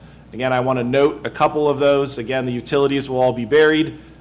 These regulate the building materials, styles, and colors of all the buildings. It requires that the lights are LED and fully cut off so we can reduce the issues that we have in other areas of the dark sky. So, you know, instead of shooting the light into the sky, we're shooting it down. We're also, again, creating a substantial landscape environment, whether that's buffers, whether that's screening throughout the site to allow those parking lots to become a little softer. And then the signage standards and the, for all of the buildings, whether it's the new ones or the existing mall, will be updated, so there will be wayfinding signage that's consistent and hopefully an art program that can be utilized to create unique signage throughout the development. And then again, the requirement to have that bikeway connection to get to our bikeway network. Again, these 5 standards are what we utilize as a staff to determine whether or not they would be recommended for. So as required under section 2.10.2.d of the Piqua Development Code, we go through those 5 standards. Again, staff noted at the Planning Commission meeting last night All 5 of those standards we believed are being met through this development. Again, I won't go through them all, but we recommended approval of this to the Planning Commission based on the fact that Section 2.10.2.d was met, all of the requirements were met, and so staff did recommend approval. And the Planning Commission at their meeting last night did have public comment, heard the public speak, the applicant speak, and then did recommend 4-0 for the adoption of the zoning map amendment, preliminary development plan, and development standards for the Piqua Center. Again, I know I went quickly, but if there are any questions that you have on this, I'd be happy to address them. I do believe the applicant is here as well and can certainly speak to any questions that you may have of them. Just a first question. Does this proposed change in the zoning map, does that affect any of the other businesses that are north of that? For instance, what's the, well, Red Lobster, those places, I think they have don't they have long-term lease agreements on the property up in that area? That's a great question. So the actual properties that are north of Center Court Road, they're actually separate outlots that are not part of this redevelopment. So the shopping center, the small center that you have there, and the 3 outlots would not be part of the actual development of this. Now, the roadway, the access roadway into the development is, but those are separate outlots and would not be considered as part of this overall development. I'm blown away, to be honest with you. I like the idea of having residential units right there next to the mall, right next to the Olive Garden and the rest of the restaurants. I mean, get out. If you live there, you can walk, have dinner, go to the mall. It's unique, and it will set us apart from our neighbors down south of us, because we definitely need to do that. I like that. Now, you said Huber Heights might be looking at So something. Carriage Trails, if you've been anywhere in Huber Heights Yeah. recently, they are expanding with some more dense product. They are the only location around here that I would say would be even Close. comparable to this, Yeah. and it's really not. They don't happen to have a legacy mall that is also being redeveloped into commercial space and restaurant space as the Piqua Center is. The idea's blown me away. One of the advantages for the developer is that they're significantly reducing their stormwater land. Yeah. And then that Impervious surface calculations will definitely be lower. Go down, yeah. Absolutely, absolutely. And I do believe the applicant is here, can certainly speak to, Yeah, you come on know, down. anything that you would like to ask of them, or if he would like to say anything else. Yeah, Your thank you, name? council. This has been a really fun. Your fun- name?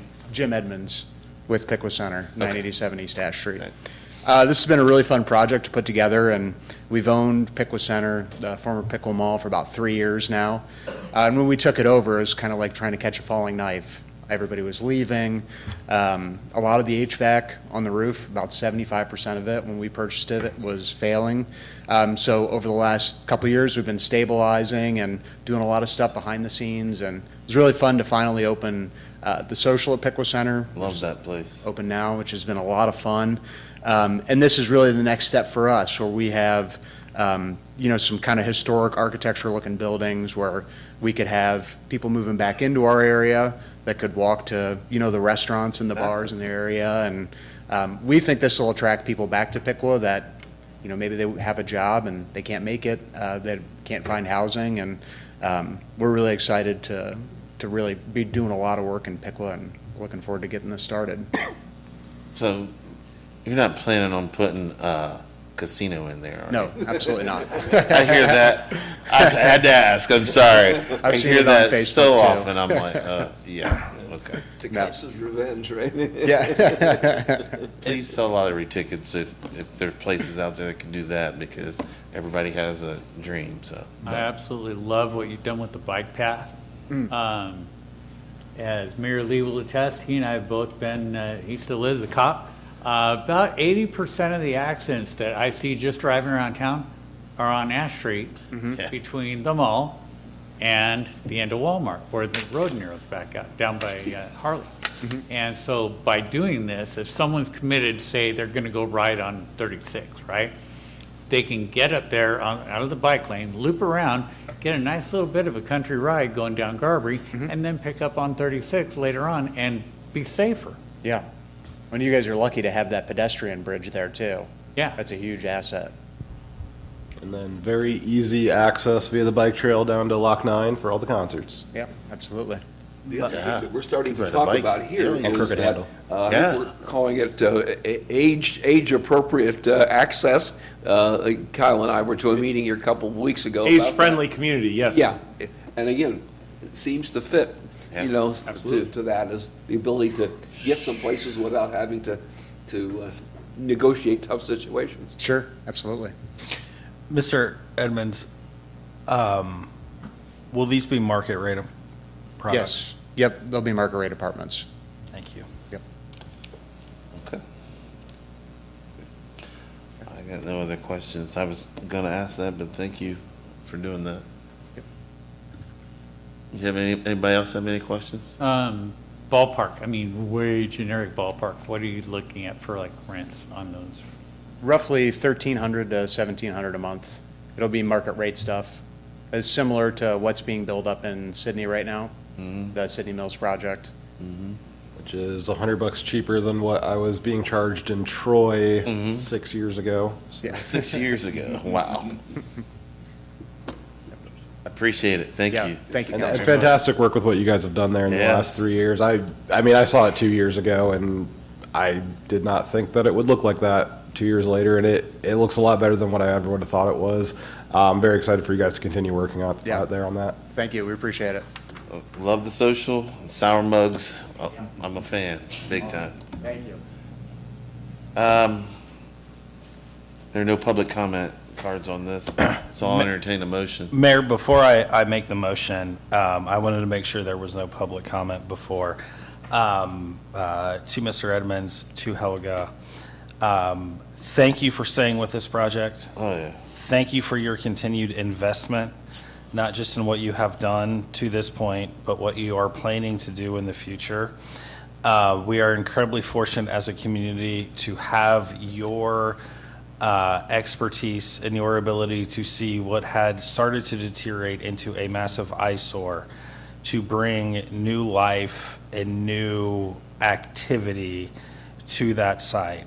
And that is a direct result because of you all, your investment, your capital, and your vision to do this. So before I make the motion to approve this, I just wanted to take that to say thank you, because you could have done that anywhere, but you chose to do it here, and you're continuing to invest in that property, and we are incredibly appreciative of that. So with that, Mr. Mayor, I would make a motion to approve resolution number R-138-25. Second.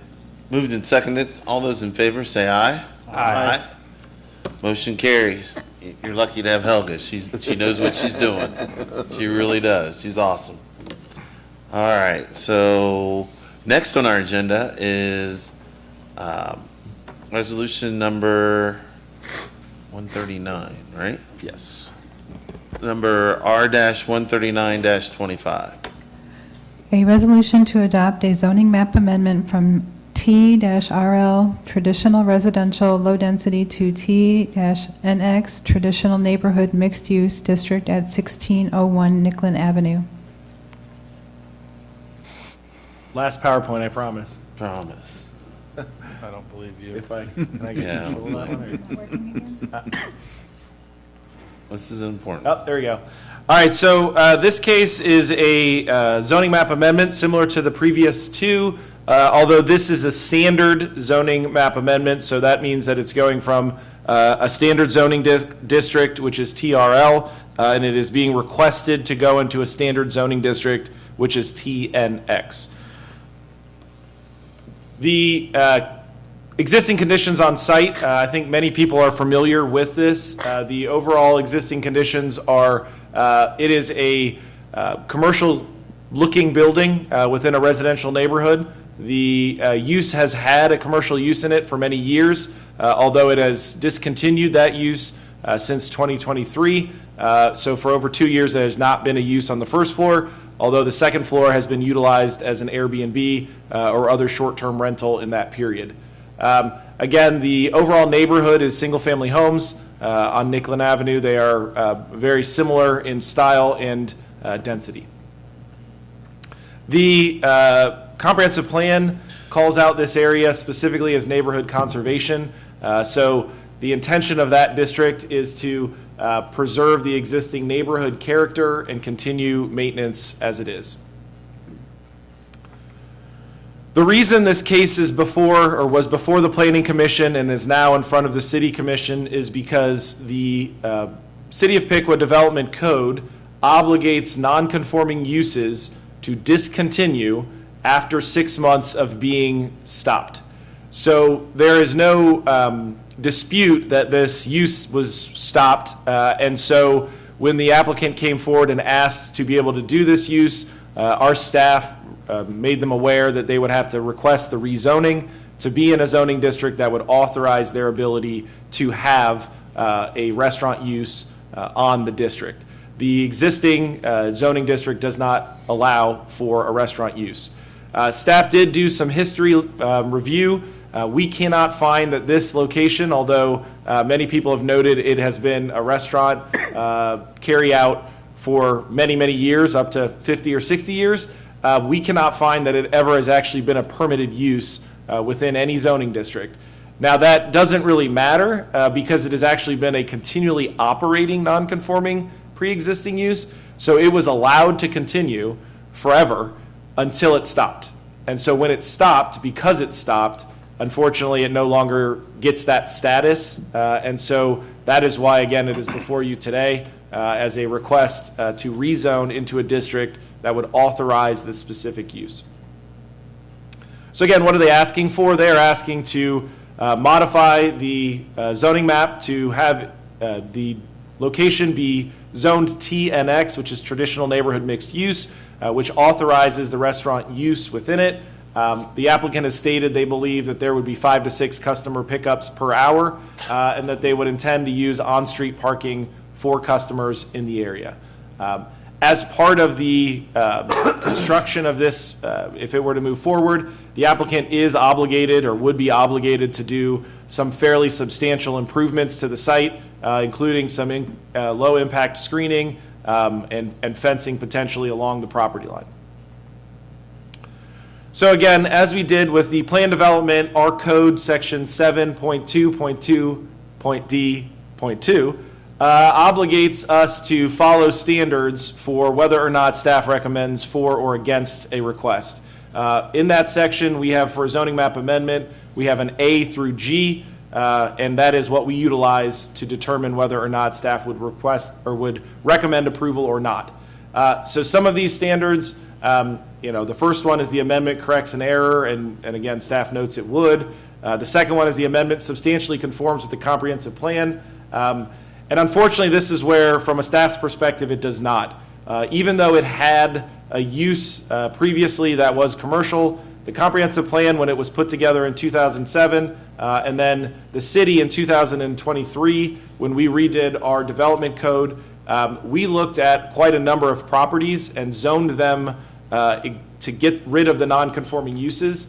I don't know why, but this property was not part of that. It is very likely that that occurred because this use was not existing when the code change happened, so it wasn't intended to be continued. And again, that is not to say that the current applicant or the owner at the time did not have that intention. It is just to say that the city was not aware of that intention, which is why it did not get reflected in our code. C, the amendment substantially conforms to the development code. Again, unfortunately, that's where it's a no. Our code requires that they meet the current standards, and unfortunately, in a residential district, the restaurant use would not be permitted. D, the amendment will reinforce the existing or planned character of the area. Again, staff notes that it would not because it doesn't meet the future character goals of the comprehensive plan. But we did note that it doesn't really negatively impact it because it's been there as that type of use forever. Subject property is appropriate for the development. Again, yes, if it was rezoned, the use is permitted. I will note that generally TNX properties are not located mid-block. They're located on the corner. That is to reduce the impact of the potential uses that TNX allows. And And we note, and it's important to note, although a pizza place is being requested this evening as a particular use on that lot, by rezoning it into the TNX zoning, they are authorizing all of those uses to be available on that lot. Some of those uses are office, remote shared parking lot, restaurant retail, blacksmith, leatherwork, pottery, musical instrument manufacturing, and cabinet or furniture making. Again, it is just important to note that tonight we are not requesting a specific use, even though the applicant is. We are modifying the zoning standards to allow a district which allows a suite of uses. And then F, the city or other service providers can provide facilities, those services. Yes, no matter what it is, the city can provide services to it. And then again, will it impact the neighborhood? No, again, we do believe that the additional traffic and parking potentially will impact the neighborhood. But again, it has been there, so it is probably limited. So with that, again, based on these standards, staff did recommend denial of PC 1925 for the zoning map amendment. But at the Planning Commission meeting last night, the public was there, the applicant was there, there was a healthy discussion about the case. The Planning Commission took all of that into consideration and did recommend approval of PC 1925 in a 4-0 vote for the requested zoning map amendment for property at 1601 Nicklin Avenue. So with that, again, the recommendation before you this evening is a recommendation of approval from the Planning Commission for the case that you see before you. All right, I'm just gonna say this about that. When my kids moved away and moved to Columbus, they wanted to find an area that was like Piqua, close to home. I mean, like home. And they couldn't find it exactly because they couldn't find a place like the pizza place that was on Nicklin Avenue. Of course, they couldn't find the junior high that was there once upon a time, but they couldn't do that. So the ones that couldn't do that, they moved home, and I'm glad that they moved home, and I want them to move home. And if we can keep a little bit of home, what is home in their minds in place, I'm all for this. I am all for having a pizzeria in that place. And he says 5 to 6 people. You're gonna have more 5, 6 people an hour there. There's a lot of people. I used to go there quite a bit when it was a pizzeria. I loved it. I think it's great. I mean, I understand why the staff made the recommendations, but sometimes you have to go against those recommendations like the Planning Commission did last night and do what is best. We're going to support a local business in the process, so I'm all for this. I am. Anybody else? If this resolution was passed, would that prohibit other neighbors from developing a Chinese, Mexican carry-out in the same block or in the same area? Again, I mean, they would go in front of the Planning Commission and they would make the request similar to as this applicant has, and that would be determined on an individual basis based on, I mean, we would use the same standards from a staff level to review that case, and the Planning Commission would then take that under consideration as you would as the City Commission. Well, this property also has a history of that. Yeah. My grandmother used to shop there, so I'm familiar with the facility. I will note that I'm also familiar with the location. It's Down the street from very you. close to my house. I am 1803 It is. Nicklin. Thanks.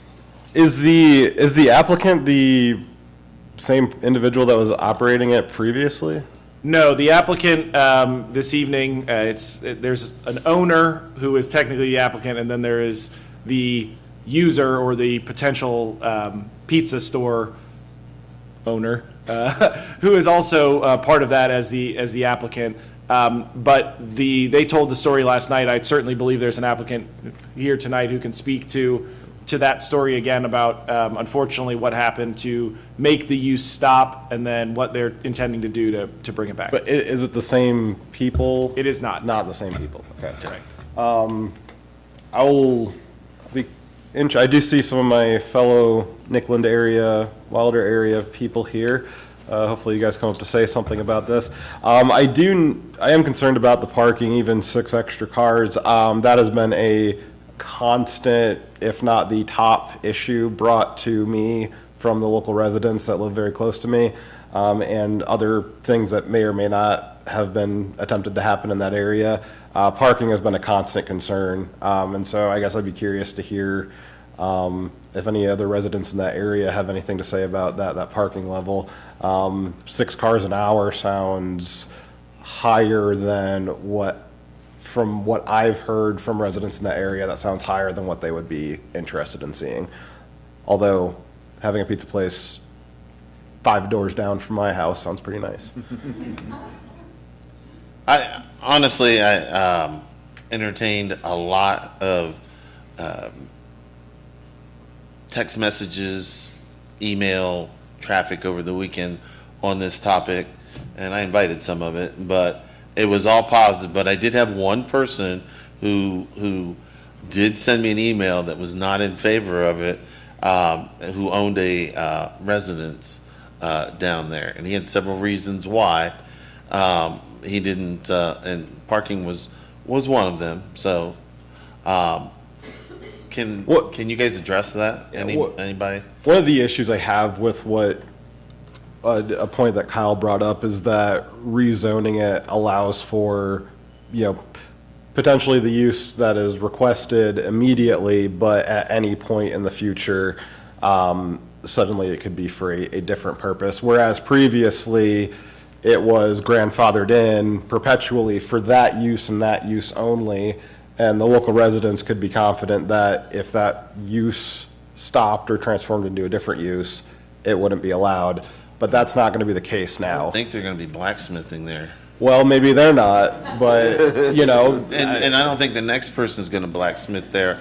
They might create some guitars in the back or something, but. I have a full leather craft shop that I'm trying to sell. I just There wouldn't you have go. that. So Yeah. there you go, leather craft. I mean, that's a point that's been brought up with a lot of the other things that we've rezoned previously is. I hear you. You don't necessarily know what it's going to turn into. And so that's going to be a tough one.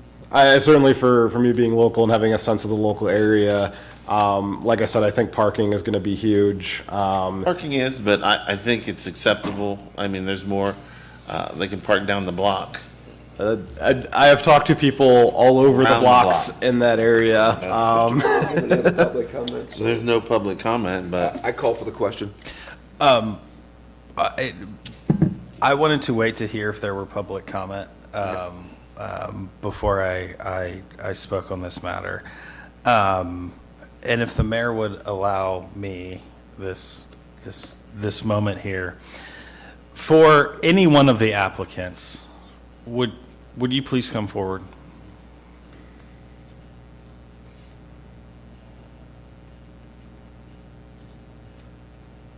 Kerry Buckner, 1712 Broadway. So I ask you to come forward because while I do not represent this ward, and I no longer live in this ward, my parents lived in this ward for over 50 years. I grew up in this ward. I grew up on Broadway. And as a kid, what we were able to do, a lot of our children are not able to do now. And that's ride their bikes all over the neighborhood. Yes. And the establishment that you are trying to bring back to life was one of the places that we frequented. Yes, sir. I hope when this is approved and that this is, that you begin the process of bringing this back to life, that you will somehow be able to capture a small bit of what that neighborhood market is. One of my fondest memories as a kid is going into what will be now your carryout and buying penny candy. I've gotten that a lot, sir. So, I'm telling you. to me, this one is kind of like the Hans Pavilion one that we had a couple weeks ago, and then again this evening. This to me has a part, and the mayor alluded to this a little bit, of nostalgia. Exactly. When I moved back to Piqua after my brief stint in Washington, my wife and I, the first house we lived in was on Madison, 2 blocks away from where you were going to be. At least once a week, we were in there getting pizza Yes, sir. or something else. So I am thankful for you all willing to make this investment because again, you are investing your capital into this to try to bring something back to life that for some of us who have lived here for a very long time is very sentimental. It's very near and dear to our heart. I obviously am strongly in favor of this. I wish you all nothing but the success. I do have one ask. Yes, sir. When you are ready to open, please let us know. Yes, sir. Thank you. To the parking thing, I just want to say, we do kind of expect a lot of foot traffic, and it was pretty popular in the past, and I myself know every time I pulled up, I was still able to pretty much park right in front of the building, go get my order, and go. come back out. It's that quick. Yeah. I agree. My one ask is that, and you're gonna think I'm nuts, but that's okay, you're not the first one, there's lots of people, okay? Cashews. Cashews. So when I was a kid, we had a place very much like yours that was 2 blocks over, and I lived down south area of Seattle, and they had cashews on their pizza. Oh, gosh. On the pizza, I sir. was. Come on. I thought he was just saying sell cashews, but now he's getting crazy. No, cashews are the topping. And if you want to try it, my contact info is on the city site. Call me up. I'll fix your pizza because I make them I will from be in scratch. touch. All right. And underneath his number is the mental health number for wanting to put cashews on peanut or on a pizza. That's crazy. I want to tell you, if this passes tonight, I wish you guys nothing but the best, and I would be very excited to go get some pizza there. I will be voting no on this tonight because the mandate I've been given from my neighbors has been do not increase traffic in any way. That's in fact something that was going to increase traffic is the reason why I'm even up here and why I became a commissioner was a situation involving that and my local neighbors. So I'll be voting no on this tonight, but again, it's nothing against you or your business plan, and I wish nothing but the best for you. Thank you. Go for the question. I need a motion. Mayor, I move that we adopt resolution number R-139-25. Second. Moved and seconded. All those in favor say aye. Aye. Aye. Opposed? Nay. 3-2, it passes. Thank you. You know, part of the reason why I wanted to be a commissioner is to help people like you guys. And of course, be able to go back and relive some of my past. So I'm looking forward to it. So thank you guys. Thank you very much. Yep. I'll leave a big tip when I come get a pizza. Better have eyes in the back of your head. All right. Next on our agenda is resolution number R-140-25. A resolution authorizing expenditures in excess of $75,000 to Sawville and Associates, Inc. Good evening, Mayor and Commissioners. Before you tonight is a resolution authorizing expenditures in excess of $75,000 to Sawville and Associates. Sawville provides cost of service studies, rate design, budgeting, forecasting, and power supply consulting services to the power system. Expenditures in 2025 are expected to exceed the budgeted amount and eclipse the $75,000 threshold required to go before City Commission. We are requesting authorization tonight to make those expenditures, and I will take any questions. Any questions from commissioners? Just a statement, being a member of the Energy Board, I'm very familiar with Sawville and the work that they've done for the system, and I think citizens probably don't appreciate the fact that when you run a municipal electric system, there are many elements, and they all have financial impact, and you need a good consultant who can help you work your way through the mire of all that, it's important now because of inflation and all those costs, the things that we know are hitting the system as well as our own personal budgets. And so I am very, very much in favor of the work of the Sawville and Associates and very supportive of the effort. Appreciate it, Commissioner. And I'll just point out that we, once again, this year have one of the most reliable power grids, not just in the area, but of the entire state and even nationwide. And so, there may be questions as to, okay, do we really need to spend this money? Is the electric company really making good use of this? And I would say that our uptime rates certainly warrant that. We have a quarter of the dropouts that even some of our neighboring cities have, and what the national averages are. So that certainly speaks for itself as to whether or not you're making good use of this money. Thank you. Just an additional comment. The bottom line on this is, with good consulting, we offer electric service to the citizens of Piqua at a substantial reduction from our neighbors, notably ACS. AES. Yeah. And so, once again, most citizens don't realize that, but I think Sawville has helped us navigate that whole system to the point where we offer good, reliable service at an excellent price.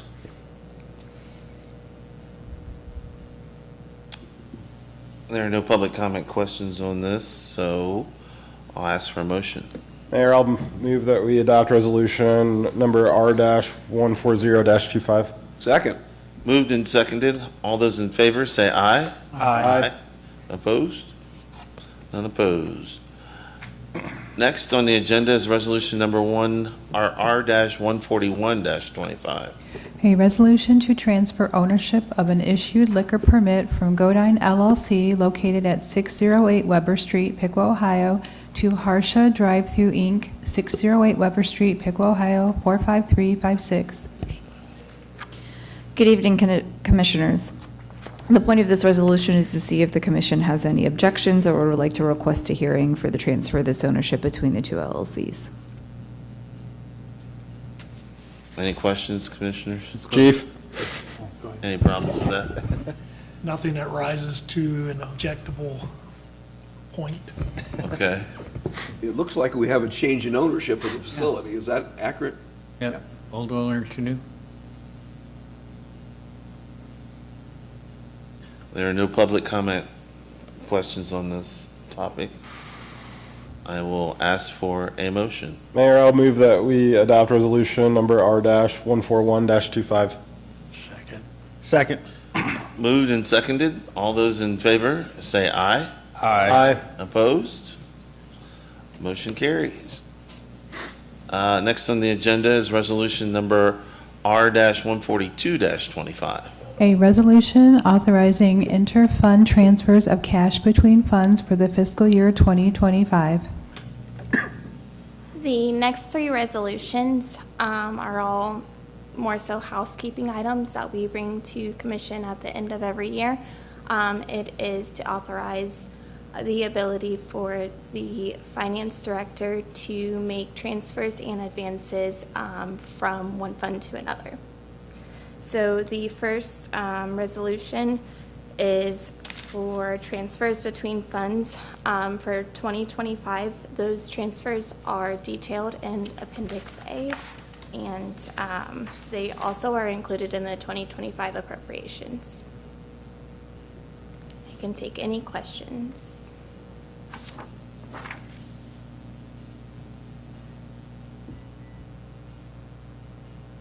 Any questions from commissioners?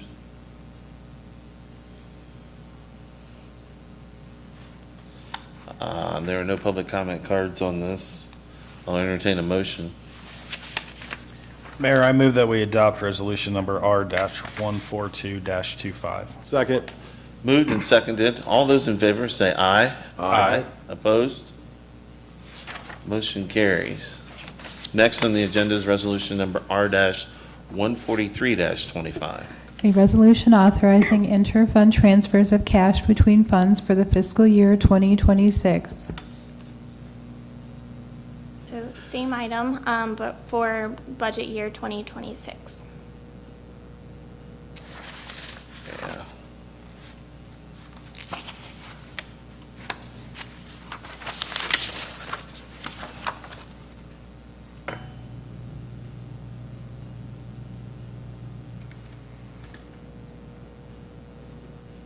Any questions from commissioners? Mayor, I'd move that we adopt resolution number R-143-25. Second. Moved and seconded. All those in favor, say aye. Aye. Opposed? Motion carries. And last on our new business agenda is resolution number R-144-25. A resolution authorizing a temporary loan of cash from the general fund to other funds for the fiscal year 2026. And this resolution would be for advances from the general fund to various funds for 2026. Again, any questions from commission?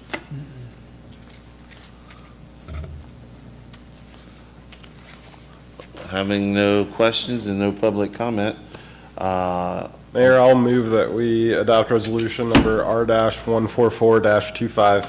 Second. moved and seconded. All those in favor, say aye. Aye. Opposed? No. Aye. So.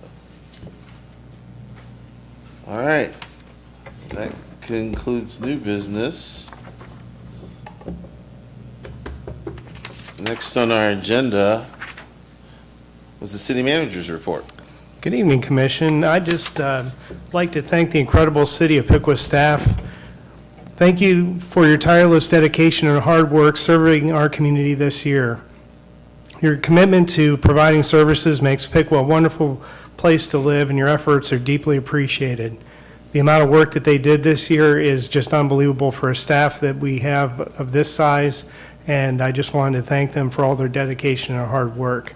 Along with that goes, just because this is our last meeting of the year, is notice that our offices will be closed on December 24th and December 25th for the Christmas holiday, and again on New Year's Day on the first of the year. Thank you. That's in my report. All right. Next up is commissioners' comments. We will start with Commissioner Vedder. I have a short list tonight. I know that's surprising, but, I believe but I it. do. I believe it when I see I have it. a recent copy of the Miami Valley Regional Planning Commission's annual report. I'm the commission representative to the council, and be happy to share that with anybody who has interest. And I found in my mailbox tonight a report from the Miami Conservancy District. We have some concerns with the Miami Conservancy District, and my recollection was that we had the chairperson, or I'm not sure the right title, but came and made a presentation, and it appears to me that maybe we're at least backing up or heading in a slightly different direction. Might be a good time to invite that person back for a updated presentation on where they're headed, because I think I'm confused, and I think maybe others are as well. So with that, I will yield. All right, Commissioner Simmons. I have nothing, but I have a favor to ask. Go ahead. I was doing great until I took a sip of water about 5 minutes Oh. ago, and all I want to do is go cry. Can I leave? See you. Bye. Thank you. I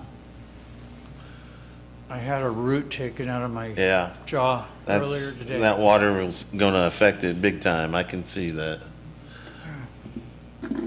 Commissioner Homan. Thank you, Mayor. No, actually, I'll flip a script. Commissioner DeBras. Thank you, Mr. Mayor. I just want to take a moment this evening to express my appreciation, gratitude, and admiration for both Commissioner Homan and for the mayor. For those of you who don't know, this is their last official regularly scheduled commission meeting, assuming we don't have a special one called before now in the end of the year, which nothing is planned. However, Motion to not do that. There's always that possibility. It has been a pleasure to serve with both of you. Mayor Lee, you have been the steady hand here for some of us who are fairly new to this. And your service here on the commission, but and your previous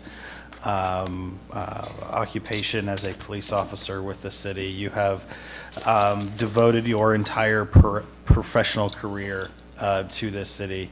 And it's a better place because of you and what you have done. Thank you. Thank you. Commissioner Homan, you are the story of what it means to be a public servant. You started showing up at commission meetings because there was an issue that was affecting not just you, but your neighborhood, and took it all the way to the point of being able to impact the outcome and then serving your community.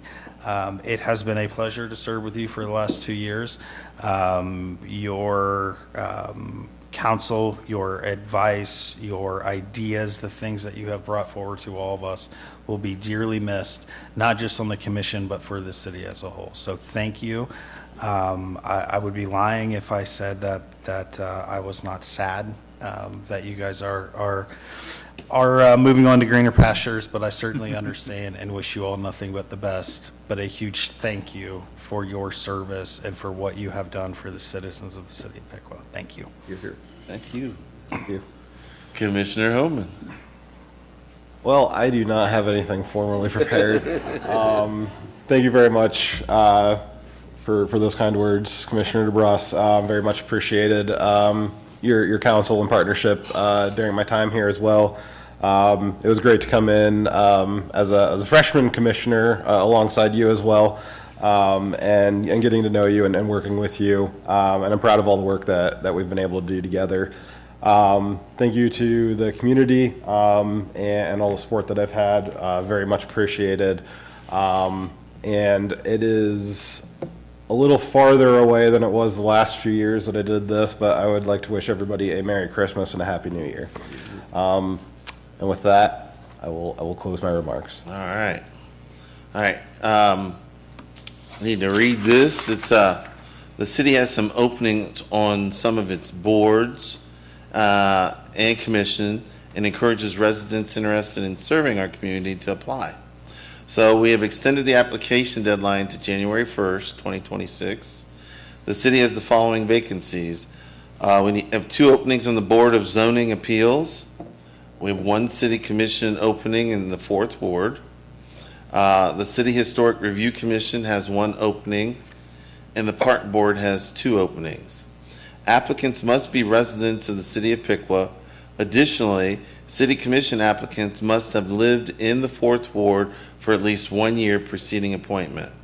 For more information or to apply, visit piquaoh.gov/boards. And with that, I'd like to thank all the citizens of Piqua for putting up with me for the last 8 years. It couldn't have been easy, but for your kind words, Commissioner DeBras and Homan, thank you. I appreciate that.